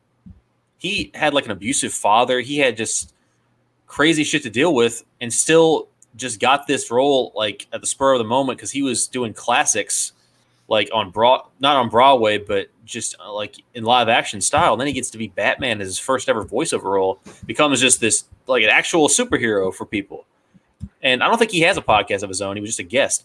But I love that dude. I could listen to him talk about anything because he's got just such a soothing voice. He just seems like such a decent person. And like he's got to be almost in his 70s, but like I would still listen to this dude voice Batman any day or whatever else he wants to do. I haven't seen him do that live action Batman yet, Corn, from that one. It was awful. Was it awful? It was awful. Apparently he said he enjoyed it, but knows people didn't like it. So Well then. yeah, That was but for that him. dude is like a hero of mine. Like I love voice actors in general. I'd like to be a voice actor, and he's one of like my heroes in that respect. So definitely that'd be my number one. Heard that. I feel you. I was trying to think of one while y'all were going, but like I said, like Corn said, I hate everybody, so I can't think. If I had more time, I could probably come up with like one or two like legitimate ones, but I just can't think of any person who doesn't already have something that I would listen to. Maybe not. I can't. It'd probably be easier for me to come up with that if somebody like who wasn't living. But like again, I don't know, like an older celebrity or something. But yeah, I'm not sure, man. It's a tough one for me. Heard. But so we got another comment here. Hey, shout out to Creelink. What's good, fam? He said, whatever they do, we will follow because we are sheep. Oh shit! Shout out to Creelink for the comment, man. But yeah, I mean, we aren't sheep, but We three. W3. But I'll be right back. yeah, I know what you mean. I know what you mean, bro, for sure. Damn. So yeah, any final words on old Bill Clinton? Phil, trying to think of somebody else I'll listen to if they had a podcast. Let's see, Stan Lee, if he was still alive, that'd be cool. That'd probably be a cool one. Yeah, that dude. I read his autobiography in comic book form. He has a comic, but didn't he? But he did a lot of shit though. Like he did. Like you kind of already knew what Stan Lee was about. He didn't really need a podcast, in my opinion, to voice like certain things. Like I feel like Stan Lee, like everything Stan Lee needed to say, he said. I feel like in one fashion or another, That's one true. outlet or another. The guy is just so charismatic, and yeah, he like you just know him for being the old man in the cameos at this point. But when I read that book, this guy, I'm pretty sure he served in war, and he just like pretty much invented the comic book industry, as it were. Not like literally. But he just carved it out and became one out of the number two, like Marvel and DC. Like this dude was a pioneer. And funny enough, he didn't actually make Captain America. He was already around before Marvel. Captain America existed before Marvel. And then he just integrated him into it.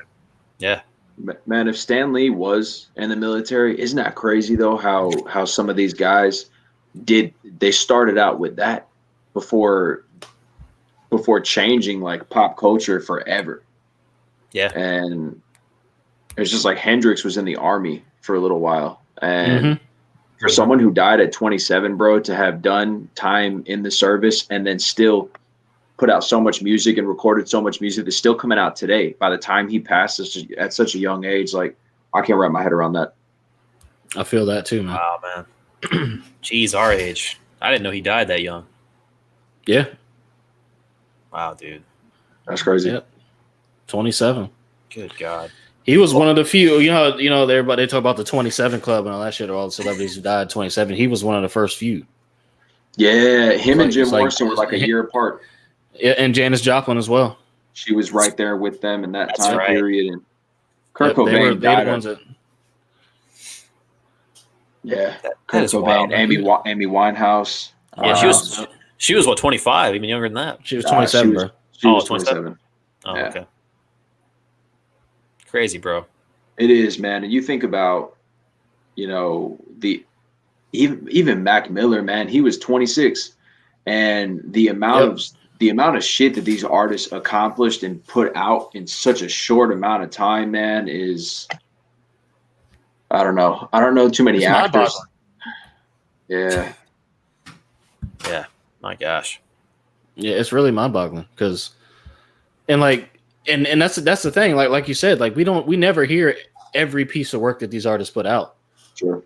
Like you said, they're still releasing unreleased Hendrix tracks. Right now, they're still releasing Mac Miller tracks right now. Look at all these artists who've just passed away, who've got all these posthumous albums coming out, and then and all their bodies of work and shit, man. It's crazy, man. The thing. Okay, what are you saying, Connor? The thing that I was wondering too, man, is we talk about the younger acts like 27 and down. Like Juice WRLD died at 21, and the other artists that passed in their mid-20s. I even wonder too, man, like in the classic period, like 60s or 70s, would there even have been a Hendrix or a Jim Morrison if they had access to so much technology and they had access to so much stuff that maybe didn't make them go out of their way to start a band or do whatever it was? And like how that progression is inadvertently robbing a lot of kids from being going down the block and hearing someone playing drums in their garage. You'd be like, I play guitar too, or like, I want to learn an instrument. Let's start a band. It's like, dude, I got this phone with all these apps. I'm staying inside all day. It's Yep. Right. Yep. The creative outlet has gone digital. Absolutely. Yeah. It's like you're learning to code and learning to build websites, or you're fucking, you're creating this artificial environment in this video game, and you get involved with that and you get absorbed with that, and that's your outlet. It's a whole thing. And I think if I'm not mistaken, I think people who are picking up instruments, the number of people who are picking up instruments is going down. Oh, really? I wouldn't be surprised. Yeah. I think I read that somewhere. Like somebody can look that up too if they want, but But yeah, for those who are listening, don't forget to hit the like button. Don't forget to comment. If you want to join in on discussion, click the link. We can have way more people in here than 4. So if y'all interested, hop in. It's true. Just throw that little caveat in there. I forgot to at the beginning of the cast. Yeah. Any final words on Bill Clinton, man, and his podcast? Shit. Or music or posthumous albums or, you know what I'm saying? Anything. I I'm think just going to have to Clinton see will- what Bill Clinton does, man. I feel like it'll be more of a short-term thing, honestly. Oh, for sure. Yeah. Well, just like 5 his life. episodes. His life from here on out. Damn, dude. Maybe like 5 episodes, something like that. If even that. 3. It's going to be like a mini series. This was going to be a mini cast. A mini-series. So we're running out of shit to talk about. Man.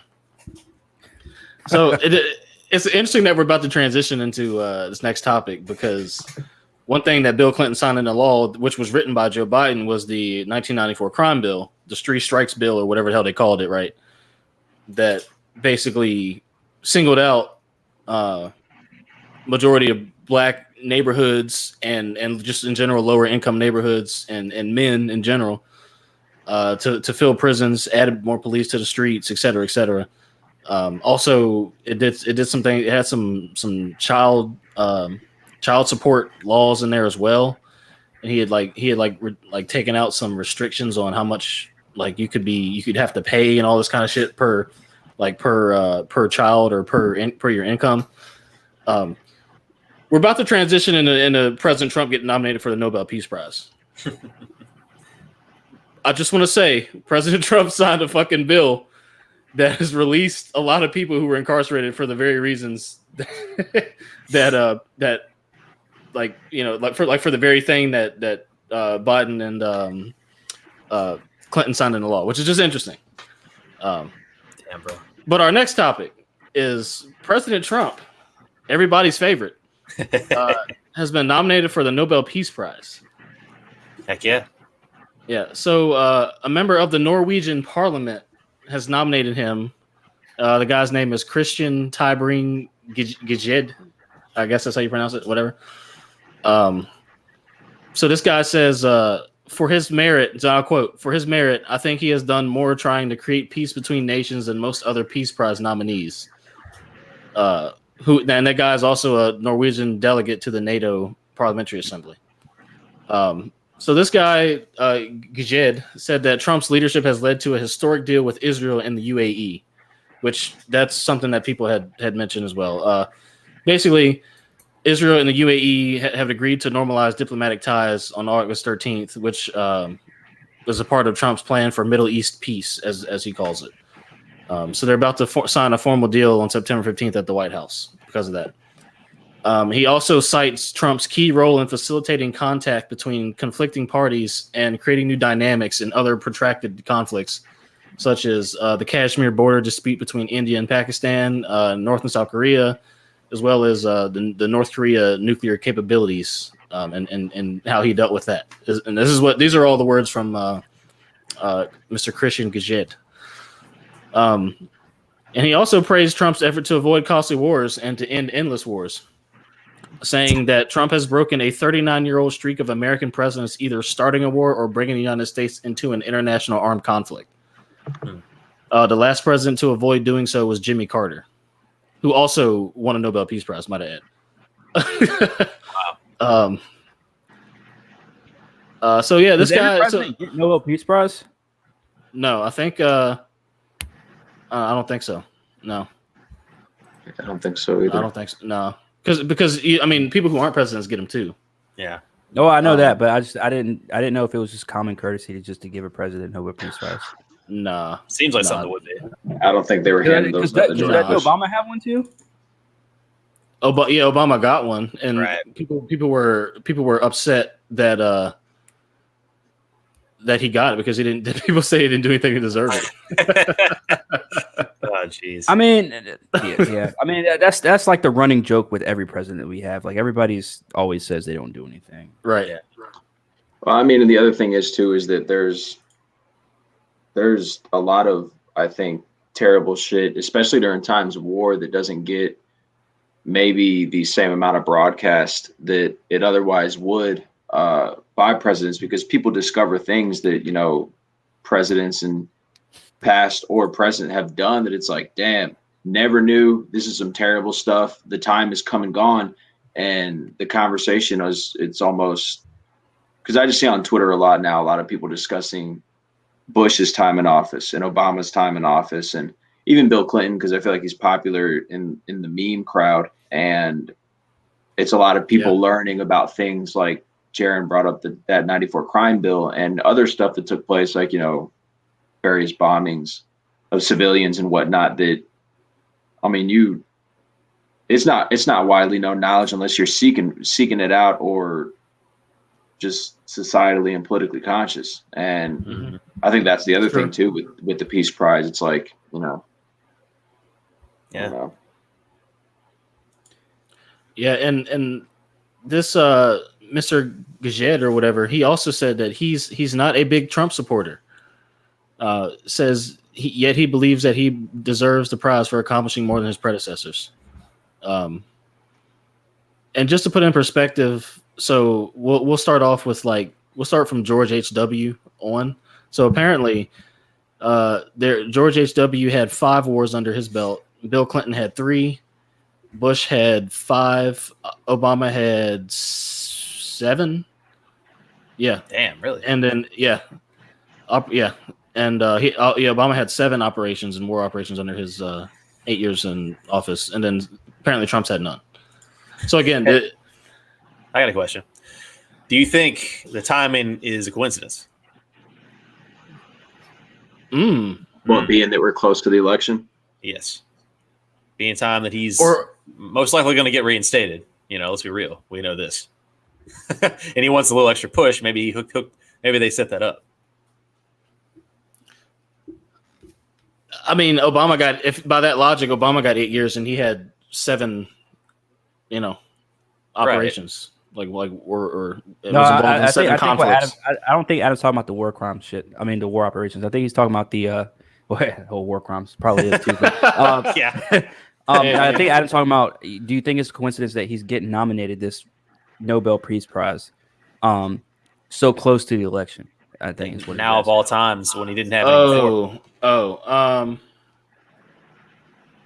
don't necessarily think that's a coincidence. I think it's more of I think it's more of a coincidence that he's had no wars, but yet, like, you could argue that things are worse in general. But I guess you could also say that's just because of COVID.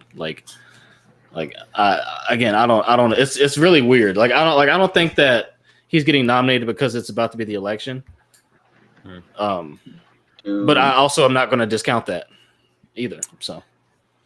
Yeah, just a little. I don't know if I'm not too sure. I don't know if you guys saw earlier. And again, I don't know the legitimacy of this because it's a book that it's either just been released or the excerpts have been published that contain details of conversations back in like January. But whatever it was that Trump told a reporter towards the beginning of the year, whatever his knowledge of coronavirus before it was a thing, the seriousness of it, as he put it, and the way that it was downplayed as it started to roll through America. And that's what's been on like the news cycle nonstop today. Anytime I've been looking at social media or even having the TV on out there. And I don't know if this nomination came before or after that started to make the rounds, but it was looking pretty bad up there for him earlier. And I wondered how news like that, on top of, you know, whatever else is taken into consideration, is looked at. It just, you know, especially abroad, because that's a bad look. If like you possessed some kind of scientific or inside knowledge and you could have gotten ahead, and I mean, you never know how it could have worked, but in theory, if something could have been done prematurely, that would have put the U.S. in a better position to be where it could be. Man, I feel like that's just a crazy detail to come out. For sure.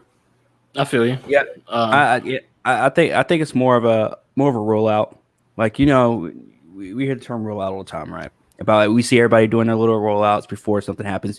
We see Kanye doing his rollout, his little media rollouts before his albums come out. We see a lot of other people do rollouts before albums and videos come out. Meg Thee Stallion did a reverse rollout where she got shot after WAP came out. So Wow. I mean, at the same time, when I look at the situation, I'm like, all right, this dude's being nominated a Nobel Peace Prize, and we are what, a month and a half, almost a month and a half, pretty much away from election. Yeah, it is close.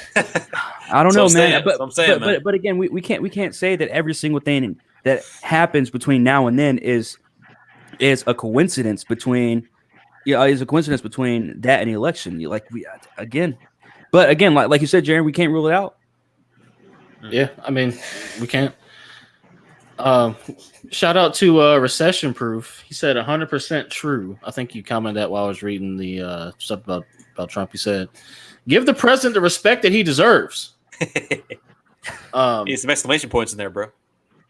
And he also says that he most likely won't get the Nobel Prize. I think if you could clarify why you think he won't get the Nobel Prize. Just because I'm curious on your thoughts. And like I said, if you want to hop in the chat, the link's in the description. But yeah, I don't know, man. It's weird. It's definitely interesting timing. It's definitely interesting timing. I think we can't, like I said, we can't really discount the timing of it. Yeah. However, the reasons mentioned are all factual, so there's also that aspect to it as well. That's fair. But like they could have done this maybe at 2 the months end, ago. At the end of the day, whatever you think about politics, whatever you think about Trump, he actually has done those things. And I think that's the polarizing aspect of it. It's like yeah, like people hate, the character, but then if you look at if you look at some stuff like that, this guy, what is he? What the hell was he? A Norwegian something or whatever? The guy who nominated him. Yeah, a member of Norwegian Parliament. He's not in America watching American TV all day every day and seeing what is said on American TV all day every day. So he's looking at it from an outside perspective, and he's seeing policies. He's seeing, the chessboard that is the world getting. Which to a detriment too. There's pros and cons to watching, to watching what's going on in America outside of America. Just like what we look at with Africa. There's a lot of rich parts in Africa that niggas don't know about. But we all have that pre-notion, that preconception of Africa is a very, very poor country. I mean, not country, continent. I'm sorry, continent. And it's the same thing with Russia. It's like we all think that Russia's this big, what's the word for it? Like this huge dictatorship, blah, blah, whatever. But then, you see some people living normal, like you would think they're in America, in Russia, the way some of these people live, True. Yeah, people have their preconceptions. And again, like I'm not on the whole, I've never been on the whole, bash Trump thing. I do it to troll sometimes, but I don't really, at the end of the day, the way I look at presidents are they're celebrities. That's all I look at them as. They're just pretty much celebrities. They're puppets. That's fair, but it's funny. Trump was the second actual celebrity president before indoctrination. The first being Reagan, right? Reagan, yes. He was also an actor, and it was like back when he was first started running. I thought, that'd be pretty interesting if another celebrity became president, and here we are. Yeah, what do you think is going to happen after this? Yeah, after Trump's done with his second. Why do you think Kanye West was running? They know they can all get in now. Well, I mean, you hear all these people. West, The Rock. Yeah, The Rock, our favorite actor. Still help us. Oh my God. God help us. Greatest actor. Greatest actor of all time. Shit. About to be the president. Oh man. Can't wait. I can't wait to vote for him. I'll vote that time. He's the worst actor of all time. The Rock's pretty bad. Oh, come on. He's pretty bad. Come on, man. He's pretty bad. Yeah, man.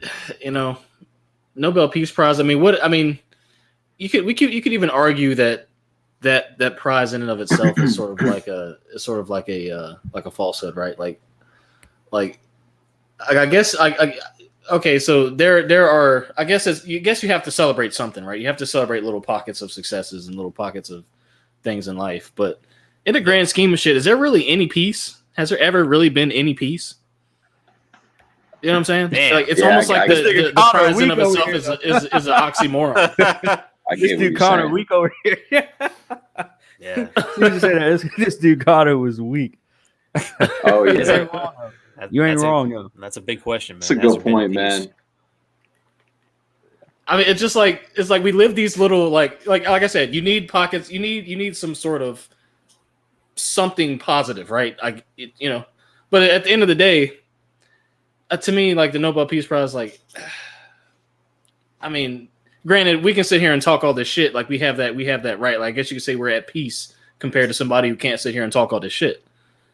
But Yeah, it's not like somebody's going to show up at our doors and cut our heads off for talking about this. right, You know what I mean? but in the grand scheme of the human condition, there's no peace. Yeah, man. and you can Everyone hates each other. I mean, not even that. It's just like there's famine, there's wars, there's natural disasters, there's all sorts of shit. Like is peace possible? True peace? What can we define what peace is? Should we look up what peace is and what is defined as in dictionary? Because like it's I feel like it's a broad thing, and I guess we should maybe look up like what defines somebody being nominated for the Nobel Peace Prize. I think you have to do like something that affects the world to get nominated for that. There's got to be some qualifications or like stuff that you had to have accomplished. Yeah. Let me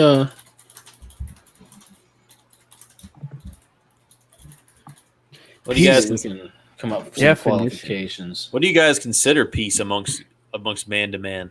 Like in just when we take celebrities away, if you take away status, what do you call peace? Man, that's a pretty big question because I feel like it varies from individual to individual. But I know Jaron was either looking up the textbook definition of peace or I have it right here. or what is all right, go ahead. I was looking up the Nobel Peace Prize's criteria. Gotcha. I don't feel like a person. Go ahead. The official definition of peace is freedom from disturbance, tranquility. Second definition is a state or period in which there is no war or a war has ended. See? That second one's very literal, but I feel like tranquility and disturbance is relative to the person. And I can see that. if you're, I mean, just to give like an extreme example, man, if you're operating as a sociopath, all the disturbance in your life that you either create or involve yourself in, that shit could be completely normal to you, and that might not keep you up at night, and that might not affect your day to day.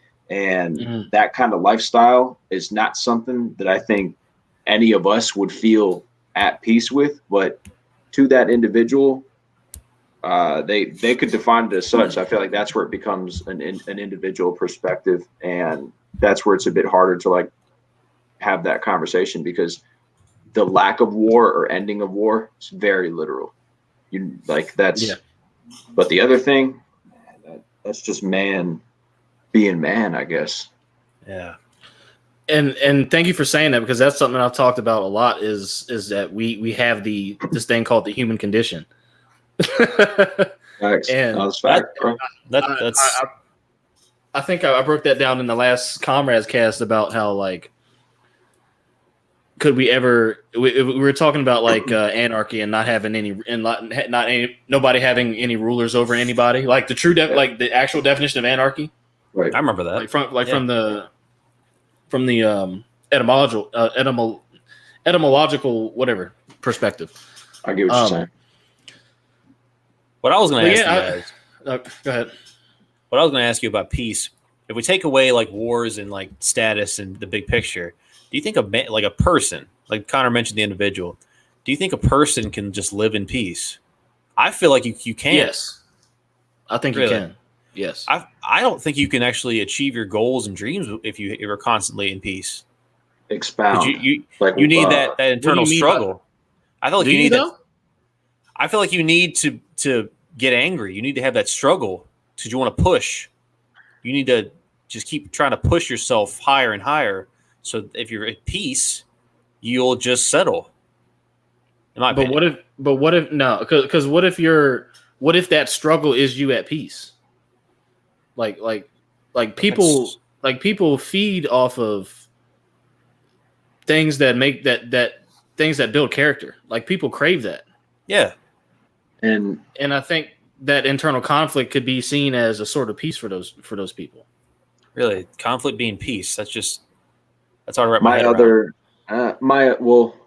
to kind of piggyback off that point, what I was thinking when Jared mentioned the conflict being peace, and the way you mentioned the struggle, Adam, if I were like a proud father and I had recently become the parent to like, a boy or girl, and I'm at the stage where I'm actively teaching them how to speak. And I think that you could even identify that as a struggle or a conflict. But I think as the parent, you're filled with, and I mean, I'm not one, nor have I like really gotten this opinion, but I feel like you're filled with so much excitement, and there's this sense of progression when you're instilling whatever ability into your child, and that struggle is, to me, it would be a struggle because I would be so concerned about pulling that off. But to that parent going through that, they could look at that as like the biggest blessing in the world, that they even have the opportunity to do something like that in the first place. And that they might not even look at it as if they're struggling, period. And they might not even look at that as like, something that, I don't know, could be something to get angry over or push you or whatever it is. And to them, just that being a part of that could be that sense of like accomplishment, peace, that utopia, like, idea of, this is what I want, this is going to make me happy, and this is what I need to get done to feel that way. Damn, yeah. That's a good way to think about it. But man, it's so individual is like the thing. Like it just varies from person to person.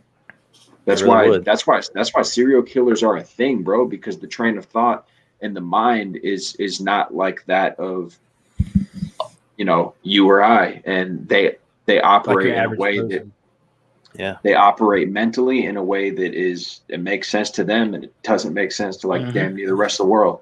Every villain's the hero of his own story, man. Absolutely. I don't know. Yeah, but so I think so. So you would say, Connor, that you think we can achieve individual peace? Yeah, for sure. I do think so, because now collectively it's different, because that would require like so much unselfishness from humanity as a whole too, which I don't think is possible. No. And Neil dropped out. He'll probably be back. Yeah. Okay. I don't think collectively it's possible, just because you're looking at a lot of inability to work together on simple shit now, just period, in on planet Earth in 2020 at the moment, and collectively to get to that place, I don't think that's really possible. But individually, man, and even just like getting super out there in thought, like thinking about people in Eastern Asia that take like vows of silence, and they live their entire lives in these locations where they devote themselves to a cause or whatever it may be. Like, I have to imagine those individuals are at individual peace, and it's just individual to individual, I guess. I think that's what it's all about too. Is like everybody's so hung up on mass peace. Everyone's so hung up on let's all get together. We've realized this, and I say this every single time we get on here. We're not going to be able to agree together. We're not going to be able to hold hands and sing Kumbaya. Like, that's never going to happen. No. We have to come to realization. Like, I know we can have hope and faith in humanity, but I'm not saying we should give up, but at the same time, I mean, maybe we should. And I wouldn't say necessarily give up, but maybe we should invest all that time that we're trying to get everybody to come together, which now we should know in 2020 that's not going to happen. We should take all that energy, take all that time, take all that effort, and put it into ourselves and the people around us. Yeah. Because again, while you can't like Democrats and Republicans have ruined this whole idea of holding hands. Remember those pictures you would see? We would see in the little old rundown elementary schools we grew up in, where it had like the picture of the kids around the world holding hands with the little cardboard shit. Like, yeah, total fabrication. That's what it is. That's to me. That's a picture. It's like propaganda. Absolutely. That's never going to happen. I'm sorry. I know it's the cold hard truth, but at the end of the day, it's the truth. It's not going to happen. We have been on this earth far too long, even though it has been a short amount of time, but far too long to see that that's not a thing anymore. Like, if ever. I mean, who's to say we've ever had peace on earth, period, in all of humanity, and all of history of humanity. And again, we need to take all that energy and put it in ourselves.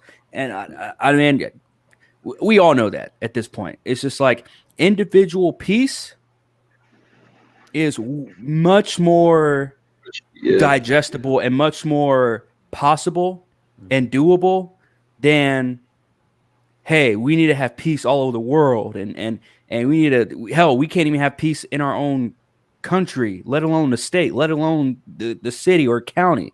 You might be able to have peace in the county until an outsider moves in. Then what? There's no more peace, right? Then people want to, oh, what are you doing here? What's this? Again, it's that's just human. That's just humans. Pretty much. I agree. Individual peace is what we need to be focused on, and I think individual peace and putting the same energy out there with after we find that individual peace, because we can have individual peace, and we're taught that we need to have individual peace and keep it to ourselves. That's where I kind of, it all depends on who the person is, because someone like me, where it's like I have individual peace, but let's say I put it out there to some people around me and they don't reciprocate it well, or they don't take it well.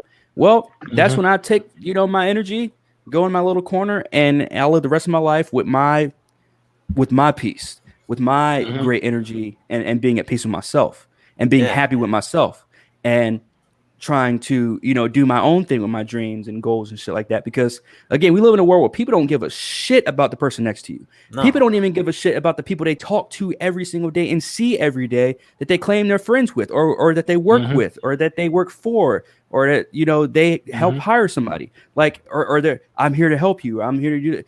They don't give a shit. You have to have your own individual peace at the end of the day. And it took me 24, 25 years to figure that shit out. Look, fam, I know I have these 2 words tatted on myself, but I'm gonna put that into myself instead of people, because when I first got this tatted, it was for humanity. I was like, hope and faith for humanity, hoorah, da, da. Now it's like, nah, fam, I'm keeping this shit on me, and it's gonna be for me. It's gonna be for me. I feel you. You know what I'm saying? I definitely feel you, man. And really, what I was getting at is both your sides. Building peace within yourself, I feel like you have to fight for it, because you're constantly going to be at war with the life you're living and the life you want. So I think you can get there, but I think you're going to have to not have peace to get it. Yeah. If that makes sense. I get what you're saying. You're going to have to fight to find peace. And you can get there.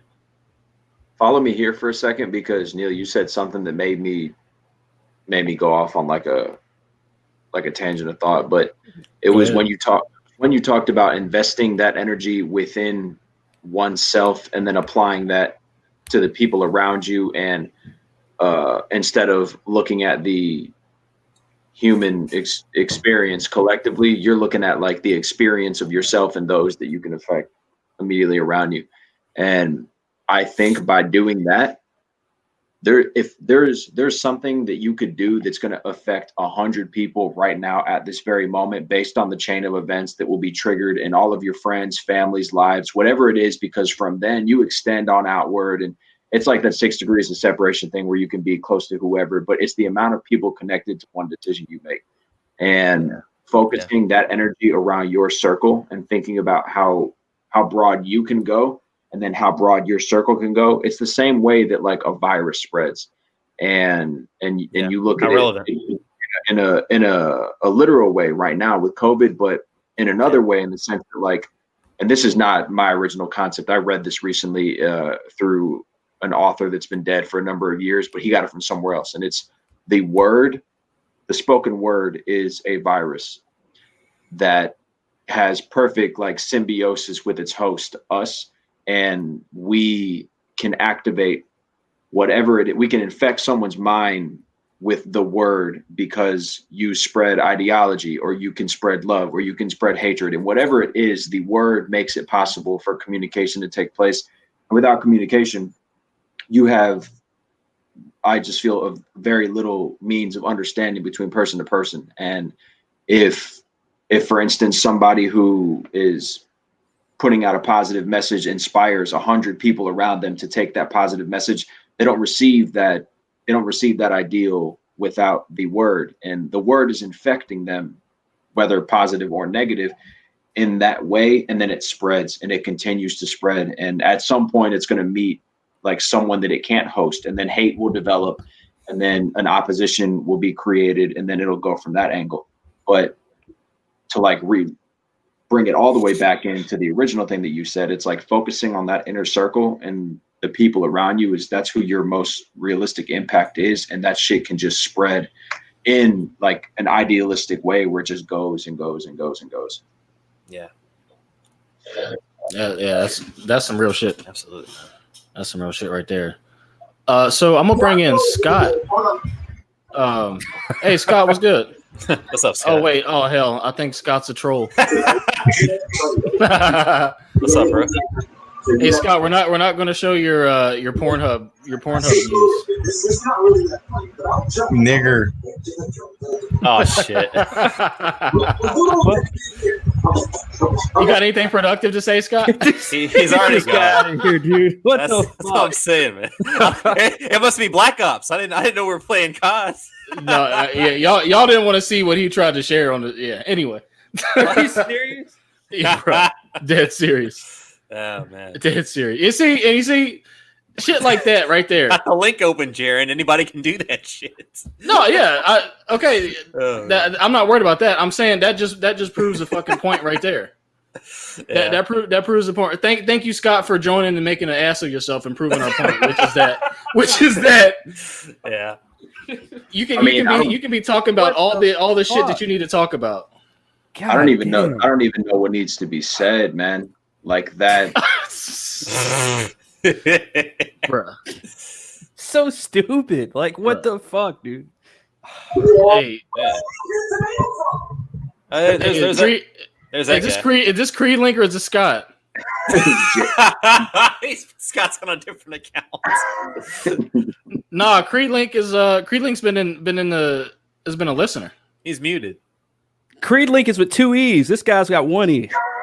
Oh, I think it is Scott. Yeah, I think you're right. This guy's he's trying to be a professional troll. Yeah. I see. Jesus Christ. Yeah. He said Cred Link. You have this shit open where anyone can hop in.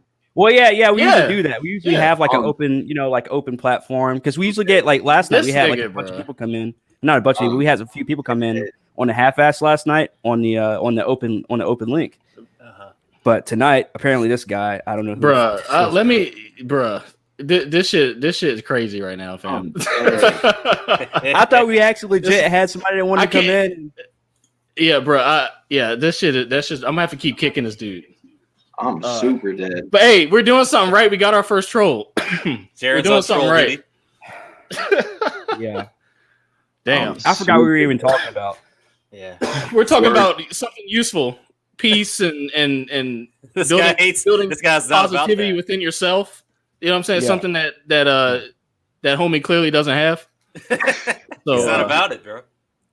He didn't want the bag. So I have a question for you guys. So although it's 2020, right? And pretty much everybody's struggling. I wouldn't say everybody's struggling right now, but everybody's struggling with the idea of still trying to find out who they really are. I kind of have a pretty good grasp on who I am as a person. well, who I am as a man, first of all, but then like as a person, I'm still almost figuring it out. But as us, all four being men, is there a difference between us trying to figure out who we are as a person and who we are as a man? Or am I just tripping? Oh, wow. I get what you're yeah. saying. I'm trying to figure out how to put my spin on it. I think I might have something, but Connor, you go ahead first. Can you ask that one more time? One more again? So I was on troll duty. My bad. Again. Patrol. So do you guys struggle with the idea, like not the idea, but do you guys struggle with the difference between finding out who you are as a man and finding out who you are as a person? Like, is there a distinct difference for you? When you say in the process of being here in 2020, although I only experienced quarantine for a week, and I was like literally the very first week they shut everything down. I was out of work for a whole week. After that, came back. I honestly have not experienced, except for the lack of people and the lack of doing things outside of work. Yeah, I haven't really experienced the whole like being secluded thing, because that's just the lifestyle I've always lived anyways. But yeah, but now everyone, it's a whole mass. It's like the mass majority of people now are trying to figure out you're at home now. So you're figuring out, who am I? What am I doing every day? Because again, the first month, everybody's like, okay, I can't wait for this shit to be over. I can't wait for this shit to be over. But then now it's fucking September and it's still, everybody's still pretty much locked inside. So with that being said, after all these months from February or March to September, there's a lot of people that found out who they really are. And there's a lot of people that found out who their spouses and shit really are. I mean, we already talked about that earlier. But now, damn, bro. Now here in 2020, we're in our mid to late 20s. Is there a difference between finding out who you are as a man and who you are as a person? That's a damn, bro. I like that question. I think there absolutely is, because I feel like I'm just discovering who I am as a man, but I'm still having problems as a person, because I think the man part goes into base instincts and how you want people to perceive you, how you want people to see you, and how you want to like assert yourself. But for a person, that comes from what you want to feel when you're by yourself, what you want to create, what you want to make, what you want to be remembered for as a person. So I feel like I'm closer to demonstrating as a man who I am more than a person. That's the one I'm closer to. Like, I still need work in both. I'm not even gonna lie, because quarantine did hit me for a while. So yeah, dude. But this is the time that it's more important than ever to try to find peace within yourself and to try to figure these questions out. But dude, yeah, much closer to the man than I am the person. Connor? Okay. So I think it's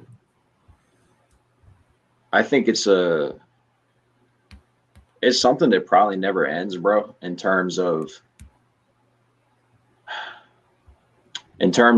how you continue to develop in each one, because there is the traditional and stereotypical, for lack of a better word, definition of what you aspire to be as a man, a provider, somebody who can give security, somebody who can handle business, somebody who can be relied upon, viewed as strong, someone who's a leader. I think all these things are that people at least try to instill it in you when you're young. If you played like a league sport, or if you were involved in any extracurriculars at school and stuff, and that shit develops and it matures with you as you go through academics. And then as you finish public school and you go into either the workforce or college, it continues there. And I think that is something that, for me, I think that at certain points in my life, I've probably had, and to be totally honest, a better grasp on being a man than at other points.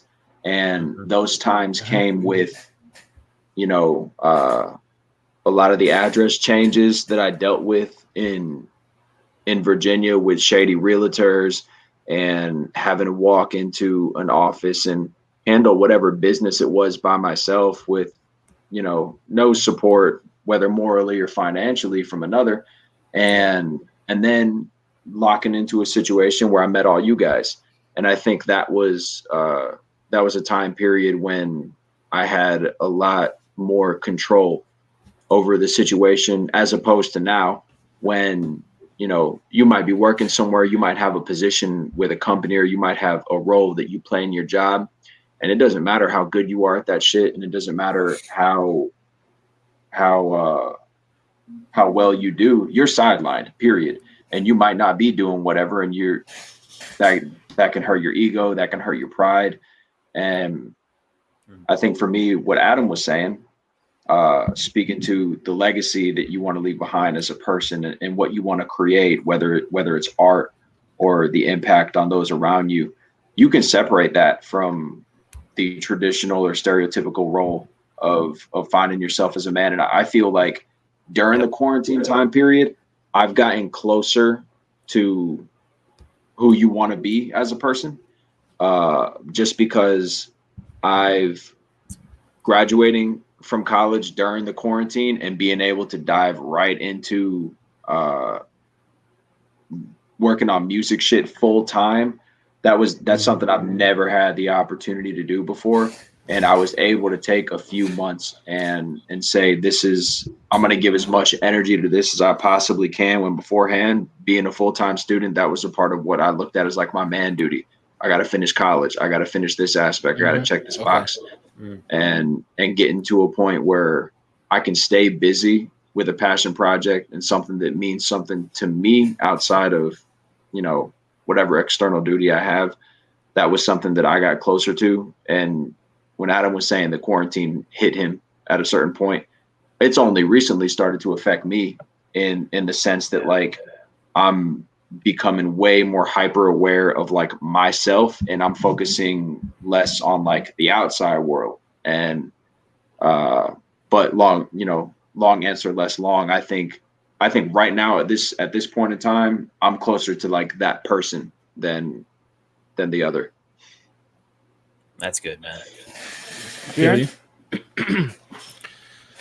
Yeah, this is a loaded question for me, man, because I've been sort of, I want to say loaded question. I don't know what better word to use, but this is something that I've been, I don't want to say struggling with, but not necessarily, I wouldn't even say struggling with. Just something that's been amiss with me lately is the, and I think, and I'm glad that you actually worded the question that way, because I think that helped me separate and figure out what like my recent internal struggles have been, which is really like the way you put it, which is kind of like, who am I as the man versus who am I as a person? Because I always have viewed it as one and the same. And that's how I've sort of tried to keep my sort of alignment with what I thought was good, which was like, you know, I mean, who are you as a man if you're not that as a person, right? That's what I always would think. You'd think, yeah. But it's hard to answer, man, because I don't feel like who I am as a person and who I am as a man. Well, actually, no, I can't say that. Now that I said that, yeah, I'm gonna say, I think sometimes who I am as a person and who I guess want to be as a man, they kind of conflict at times, and I think that's when you kind of want to say, like, okay, what do I want to sort of not necessarily pledge allegiance to, but like, which one do I want to fix first? I want to fix the man part, or do I want to fix the person part? And I think if you had asked me this in 2016, 2017, I would say I'm fixing the man part 100%.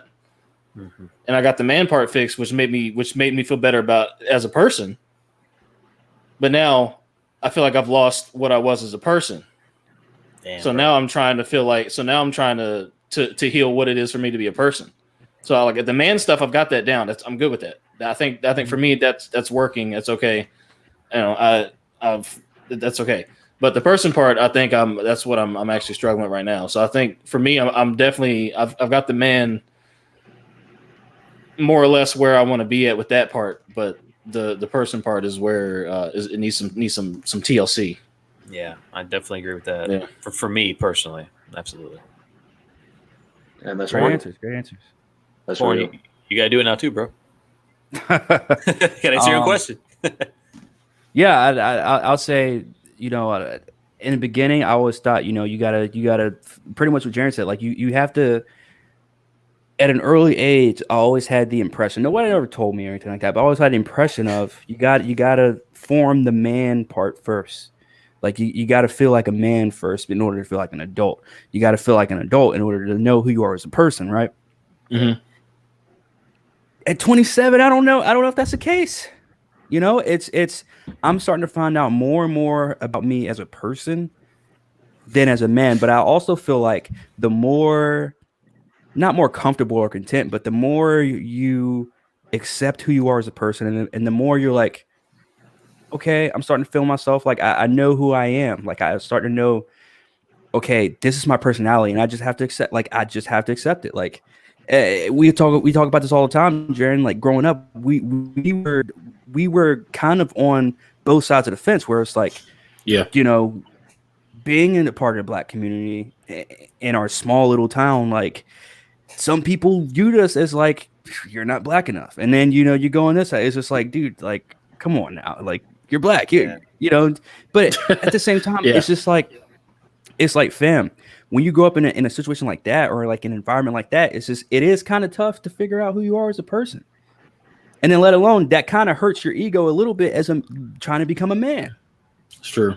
And then true. now in 2020, not even fuck 2020, but at 27 years old, you know, now we're in that stage, which I mentioned, you know, a while ago. We're in that stage, that age range between like 25, 26 and 32, to where it's like this is the range right here where you have to figure out your shit. You have to get your shit straight, because if not, you're gonna be one of these old head 40-year-old. Again, this isn't fact, but this is the way my mind works, where it's like, I have to get my shit together between these years, because if not, I'm gonna be one of them old heads that I was seeing growing up. That although yes, they're still in that same little town, it's just like you realize something didn't click with them. You know, where it's gonna be too late. Where it's like, yeah, I was a basketball star in Stanton, Virginia for so many years, but what happened? You know what I mean? And it's just like, that's not really a man thing. As a kid, I always looked at it as a man thing, where it's like, I gotta be a man, I gotta do this. But at the end of the day, it's a person thing. Yeah. And I feel like the more you figure out who you are as a person, the more it's gonna like kind of flood over, you know, kind of flow over the cup and go into the man part of your life. It just like doing this podcast, like during 2020 and this whole, I don't know whether it was just because of quarantine or COVID, whatever, but I started figuring out, this is just who I am. Like I never thought I was interesting as a person until I started doing a podcast, and I started realizing people are actually fucking with what we have to say. People are actually fucking with our opinions. People are actually listening, because we're getting that feedback, and we're getting the views and stuff like that. And I started realizing, I'm like, I don't need to change as a person. Like I don't need to try and be someone I'm not, and try and put on a facade as not just a man, but as a person. You know, because I do feel like, you know, as a man, sometimes, especially, we all know once we get in that relationship, and once, you know, our girl or woman puts us in a certain situation, maybe not on purpose, but we're put in a certain situation, we kind of have to put on a facade as a man. You got to put on a little extra little, you know, spice on as a man. You know, that's just human nature. That's just being a man. But again, trying to figure out who you are as a person, I think, is way more important than trying to figure out who you are as a man. But let me say this. The more you figure out who you are as a person, the more you're going to figure out who you are as a man. And again, everybody's opinion as a man, that's why that is the $1 million question is, what makes you a man? That is the most difficult question you can be asked as a male in your entire life. That's my own personal opinion. And you'll be judged for the man part. What makes you a man? No one can really tell you what makes you a man. Your own father can't even tell you what makes you a man. Yeah. I can't go to my dad and say, hey, Dad, what makes you a man? I can't go to my older brothers and say, hey, what makes you a man? Because everybody's opinion is different. Everybody's point in life tells you like something clicks where you're like, damn, like I did this alone. I did this as, you know, I'm my own man. Like something will click in your head and say, I'm a man now. Like, again, I think all that happens after you figure out who you are as a person. I'm sorry I went on this whole tirade, but yeah. Now this is fun, man. I totally get you, and I hope I didn't get y'all lost in all that. But yeah, I agree to a massive extent. I feel like the man, like I said before, I feel like the man part is what everybody else sees, and the person's what you see. But they do definitely coincide. And yeah, like I said before, I feel like I've become more of a man this year and lost myself as a person.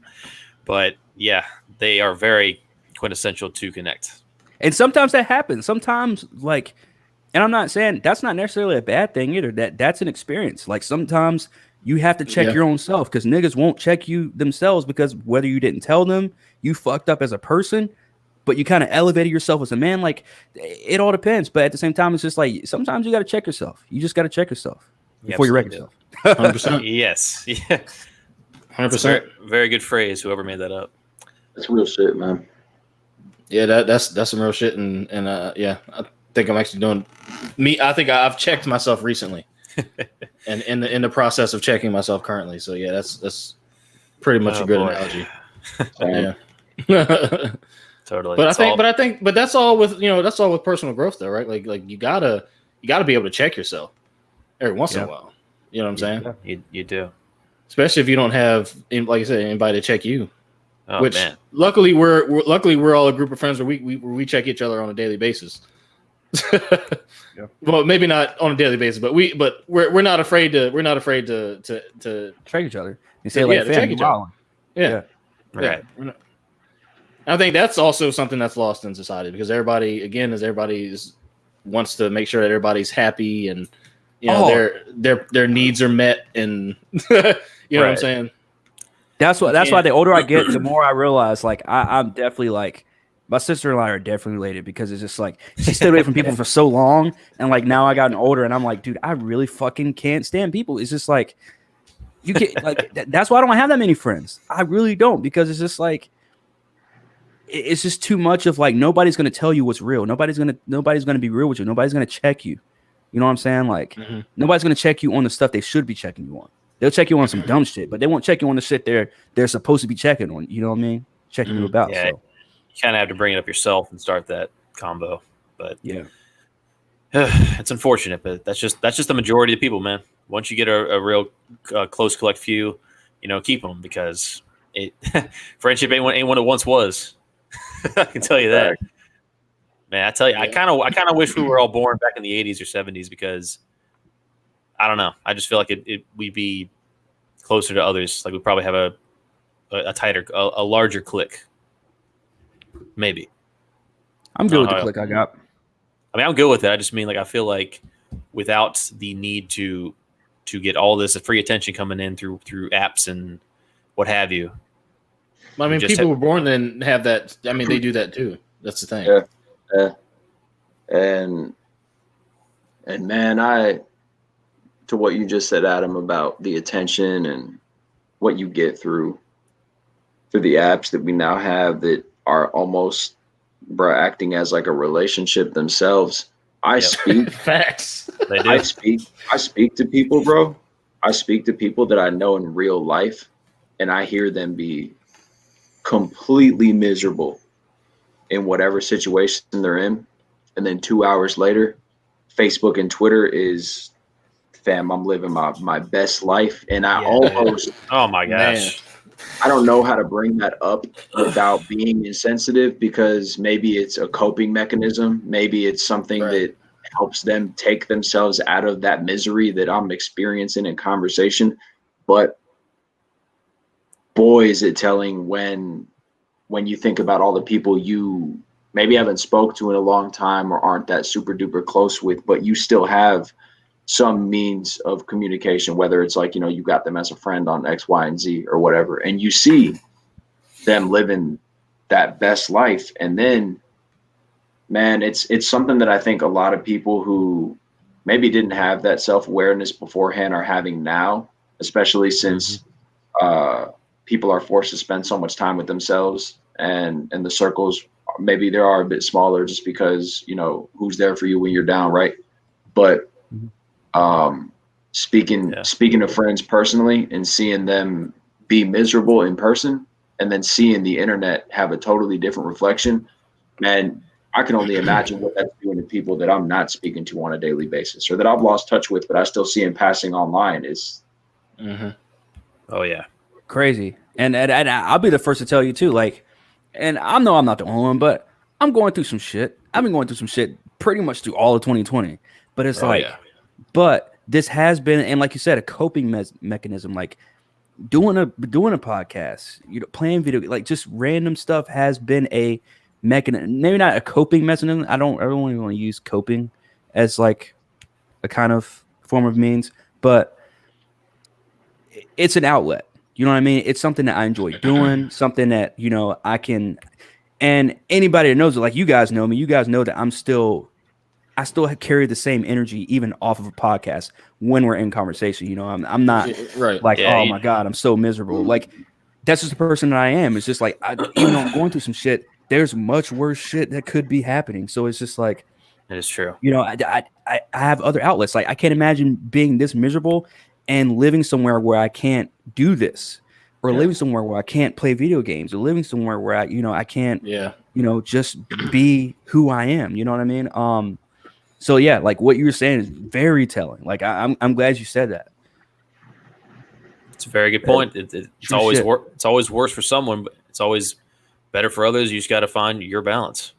Someone's always gonna be better. Someone's always gonna be worse. You got to find your best self always.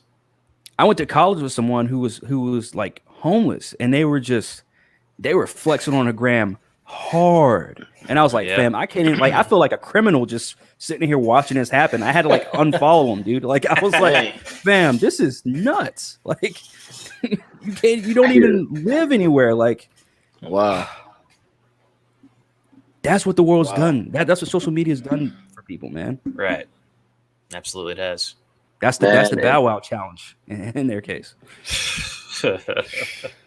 You know what I start to wonder about too, man, is I have this conversation more often than not with other friends as well, people that I've, you know, known for 10 plus years, and we got to grow up without the internet, so to speak, and or in like its infancy in like, you know, popular culture. But I'm sure you guys too, with people that you also feel close with outside of each other, you have that conversation about how things like social media and the internet and how this, you know, has created this larger global community, how this shit has just made people more distant from each other in their own way, and how it's even had like the opposite effect that it's supposed to have.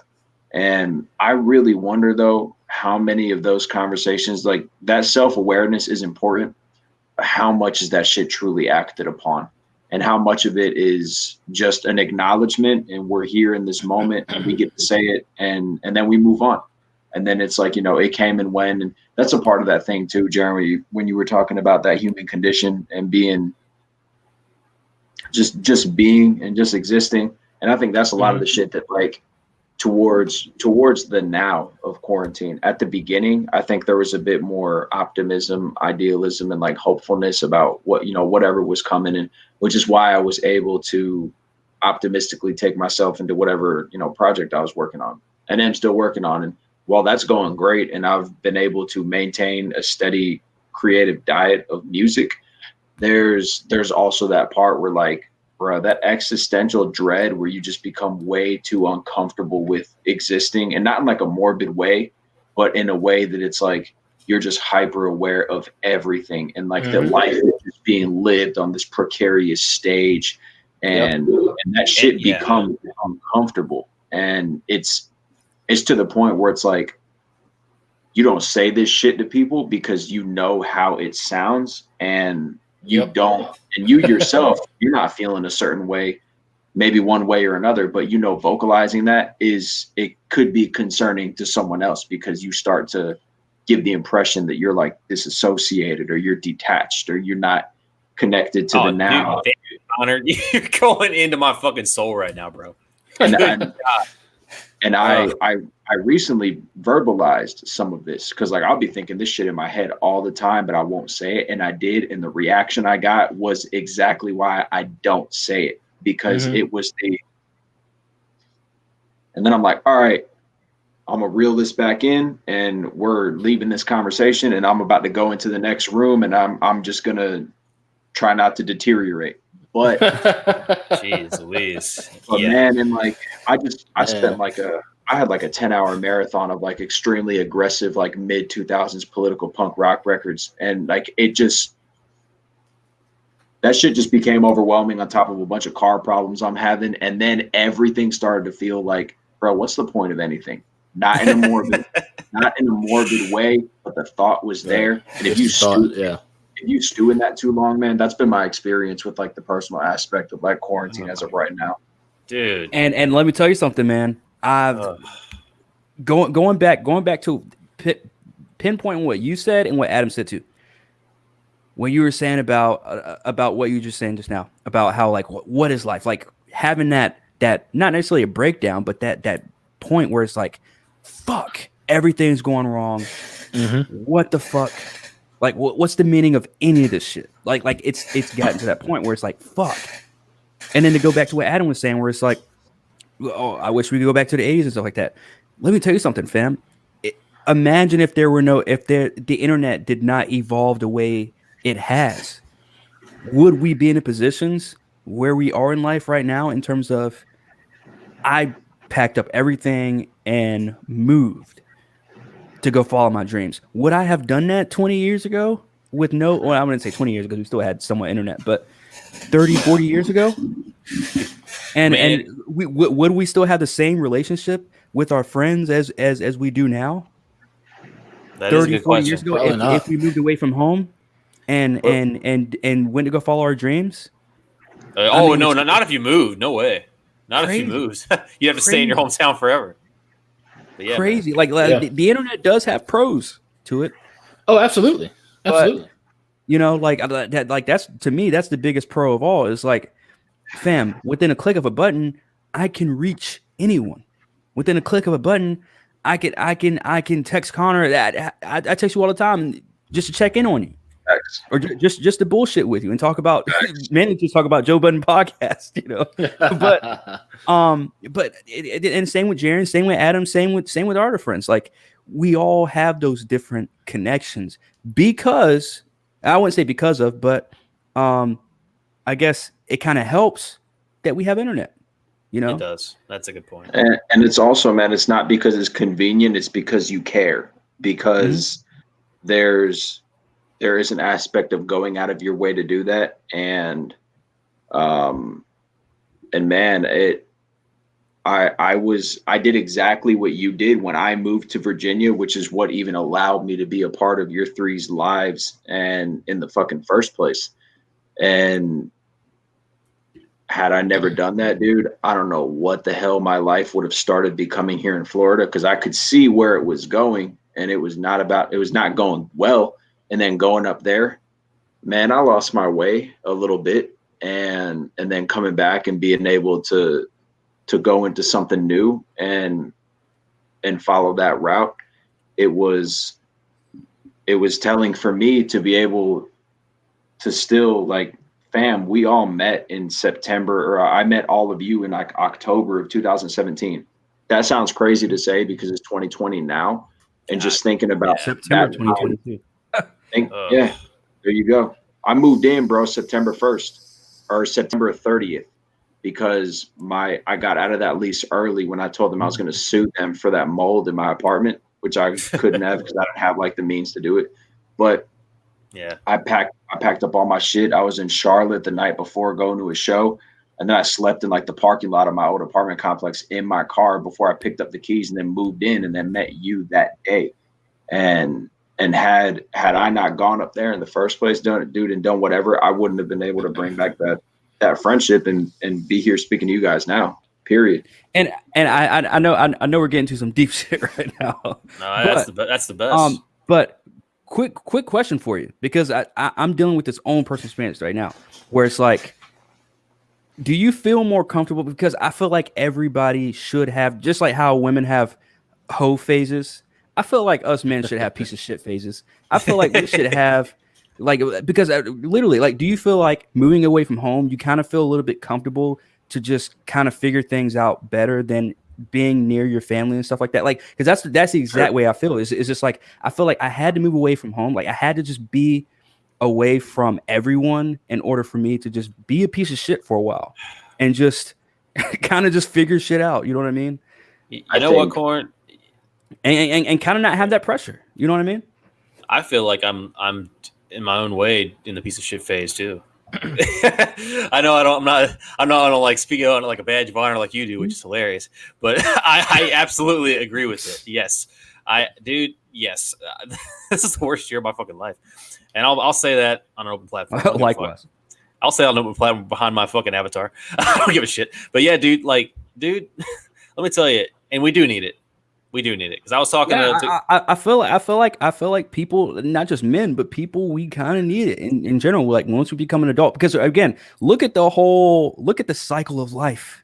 Look at the cycle of life. We grow up, we're kids, we're taught wrong and right per se, right? Mm-hmm. Yeah. And then it's okay. What do you want to do the rest of your life? Okay, you hit. Fortunately for me, I knew what I wanted to do as a little kid for the rest of my life, but obviously, but. You go from high school and then it's like, boom, now it's either go to college or go into the workforce, one of those two. And it's just like, you do need that time to figure shit out. COVID kind of helped. So if you look at it in a positive way, COVID kind of helped people just be able to just chill for a minute. Although most people didn't chill because, the rioting and all that other shit. But well, yeah. Some people were able to chill and actually reflect on life and be able to figure shit out. You know what I mean? For people like us, I feel like it helps us, and it also kind of like hinders us from reaching those goals. Absolutely. At least it pushed everything back like another year for us. And I say us especially because, again, that age gap, like that age range between figuring shit out for the rest of your life. Regardless of what people will tell you about, age not mattering as much for men, these years of ours right now are very important.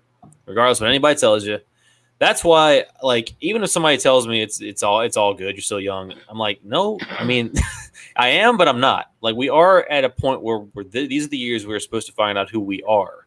Maybe not get to where we want to be, but find out who the fuck we are as a person, which goes back to the topic you were talking about with between man and person. We need that. This is like the time we're young, but we're old. We're it's crucial. And yes, COVID fucks it hard.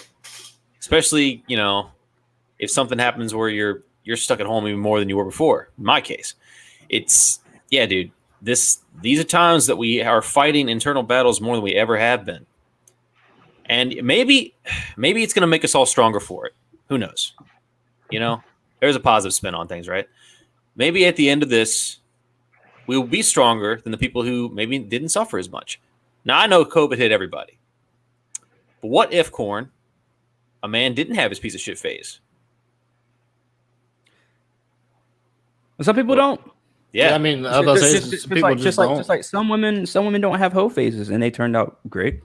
But it might come out later. I feel like some people. I mean, but we can't really prove that. Like for every chick, just like we can't prove that for every dude or person that you have a piece of shit phase. Some people don't.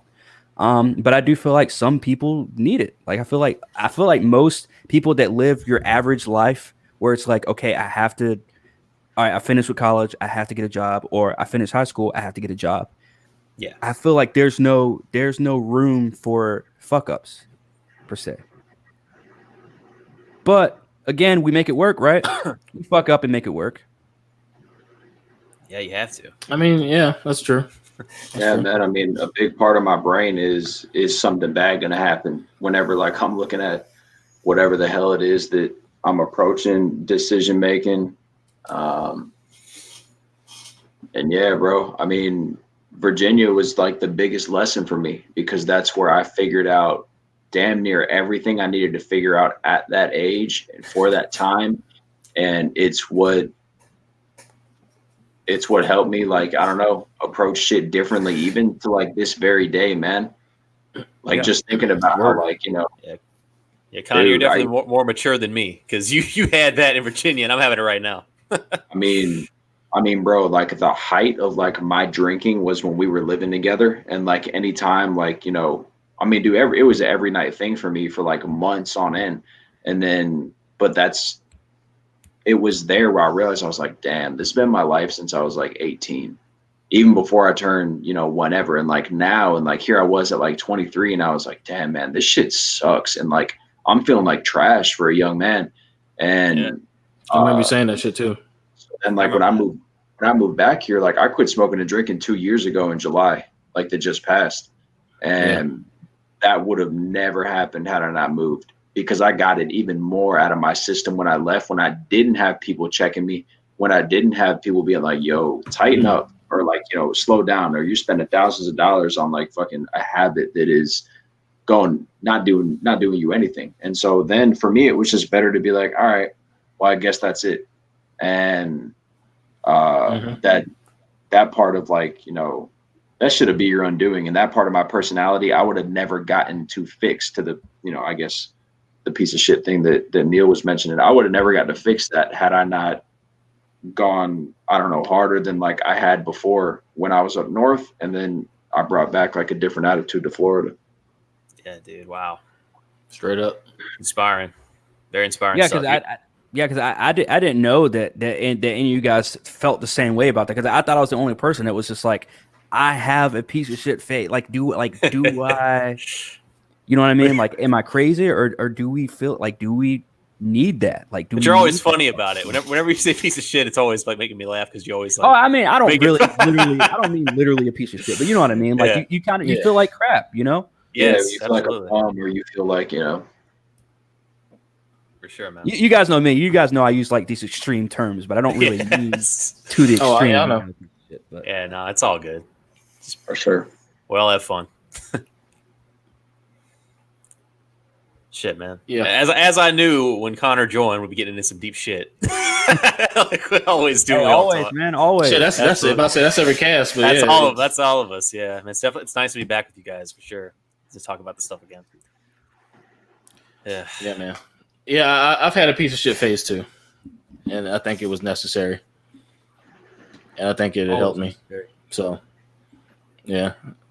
Arguably, I'm going through another right now, but I'll admit that. I'll admit that. I'll tell you guys one thing though. But in a different way though. If things work out, I have one hell of a success story though. One hell of a success story if shit works out. Dude, same. I hopefully we can all get to that point, because I'll tell you what, success is way sweeter when you struggle for it. It's way better than if you get it all handed to you. That is a big fact. Yeah. You're a better person, honestly. I think being a piece of shit for a little bit is crucial for character. Yep. Just like she tastes much better once you get her wet. Yeah. Man.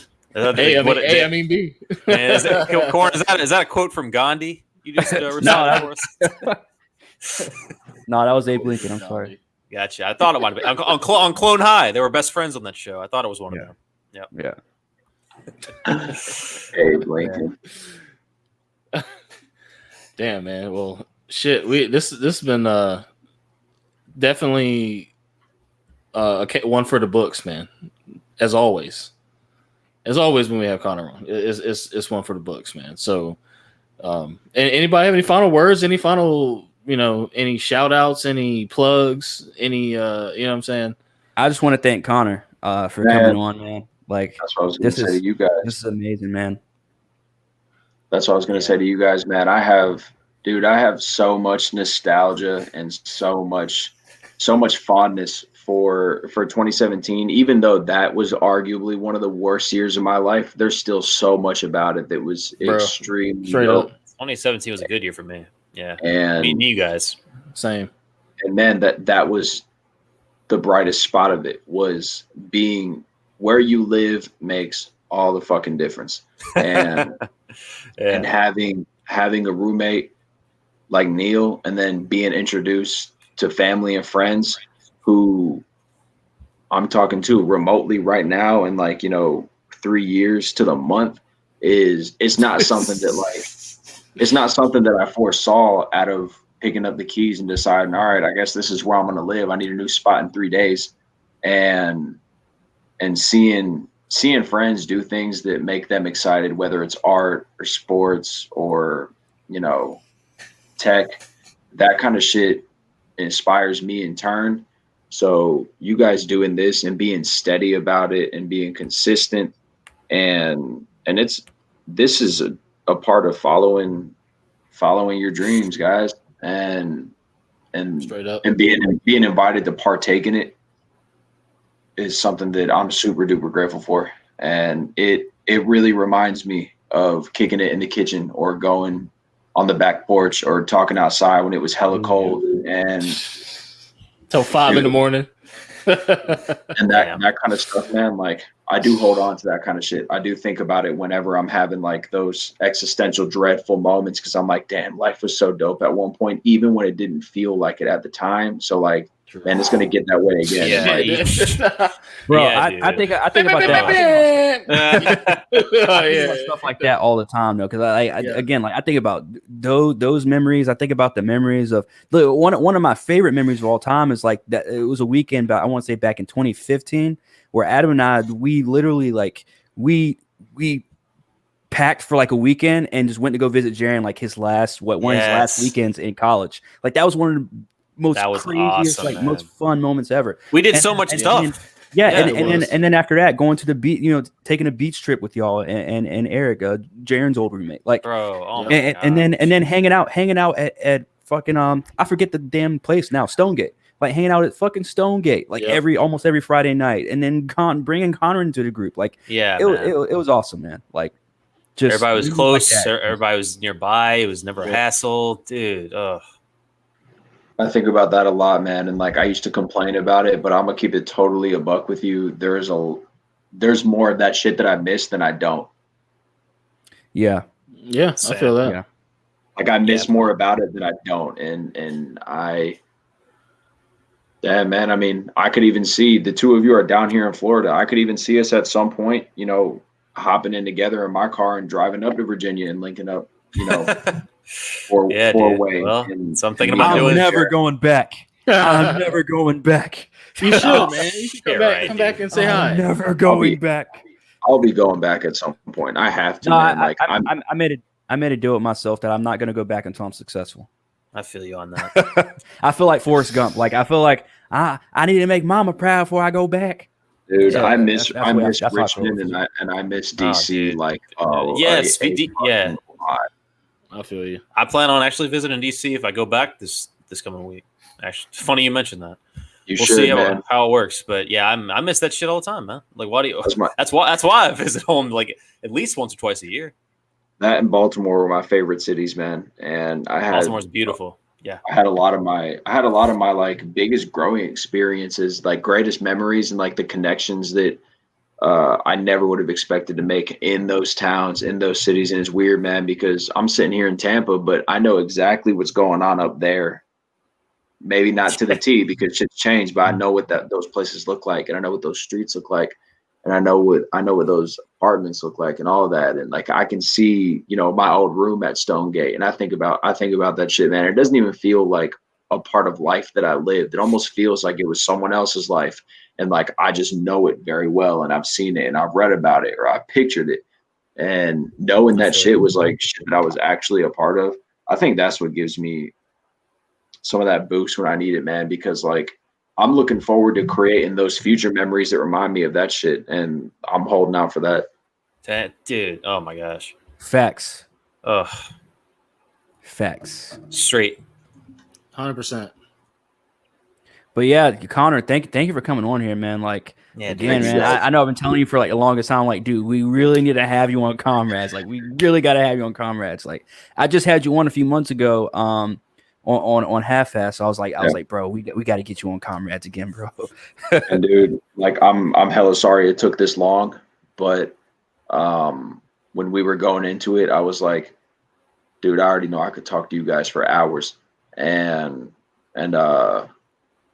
this was the high point of like, dude, probably like a good part of the past few weeks, months, even. Just getting to tap in and connect this way was, dude, it was almost like a reset, to be totally honest. Like, this is that kind of familiarity that I fucking miss from living up north. Oh man, damn, dude. This was awesome, man. And it is every single time, man. Like, this is just like hanging out at Stonegate, you know. Except now, you know, 2020 virtually, you know. Yeah, that's very true. That's the best part of Skyping with you guys, or live chatting with you guys, whatever I'm doing on my screen. As it feels like we're hanging out again, because we can't do that anymore. You know, you guys like pretty much are my brothers, because I don't really have one anymore. So it's awesome to just see each other in person or whatever we're doing, talking, even just on the mics, just something, because you can't live on text. You really can't. As convenient as it is, as much as I love doing it, you can't. You need that social interaction. Even something as simple as going out and being around strangers and not saying a damn word to them, like if I'm at the gym. You know, we need people, and you might as well be your bros. It might as well be the people you're closest to. You know. And man, I'm looking forward to when it's not digital, bro. To when we can find that chance to go up there, or you know, if Jaron comes down here, like either way, come down there or whatever. Yeah. Either way, it's gonna happen again. And like, dude, the other thing too that's like super telling to me is being able to go however long, months on end or whatever, not seeing people or not, you know, communicating regularly, and then being able to hop into like a 3-hour conversation, and it's like, bruh, nothing has changed as far as like that connection is concerned from when it was, you know, first made years ago. Yeah. Yep. Not a damn thing's changed in that regard, anyway. Yeah, totally, man. Yeah, man. Fuck. Shit. I mean, I was gonna say some shit, but y'all already covered everything. So I have anything else to say. Hey, all I got to say is, look, thanks for everybody for listening. Yeah. Thanks for everybody who actually contributed. Thanks to the troll who proved our point even more. Shout out to Scott. Shout out to Cred. And Cred Link. Cred Link. Shout out to giving credit where cred is due to Cred Link. Not shout out to either one of them. Right. The same guy. Right. That's an anti shout out. It's a shut down. We were one click away from being probably banned from YouTube. Probably. That's a quiet down, bro. But a real shout out to Creed Link. You know what I'm saying? Elise, recession proof for the interaction. Right. Mm-hmm. We got more shit in the works, as you already know. Yeah, I don't have anything else to say, man. Thanks everybody for listening. I'm about to just roll out with some music, but like, subscribe, all that bullshit. Yeah, also go to Half-Ass Podcast, like, subscribe on there as well. I got some more interviews in the works that I'm working on. Stay tuned. Straight up. And with that, we're gonna get this thing ending. Contemporary Comrades signing out.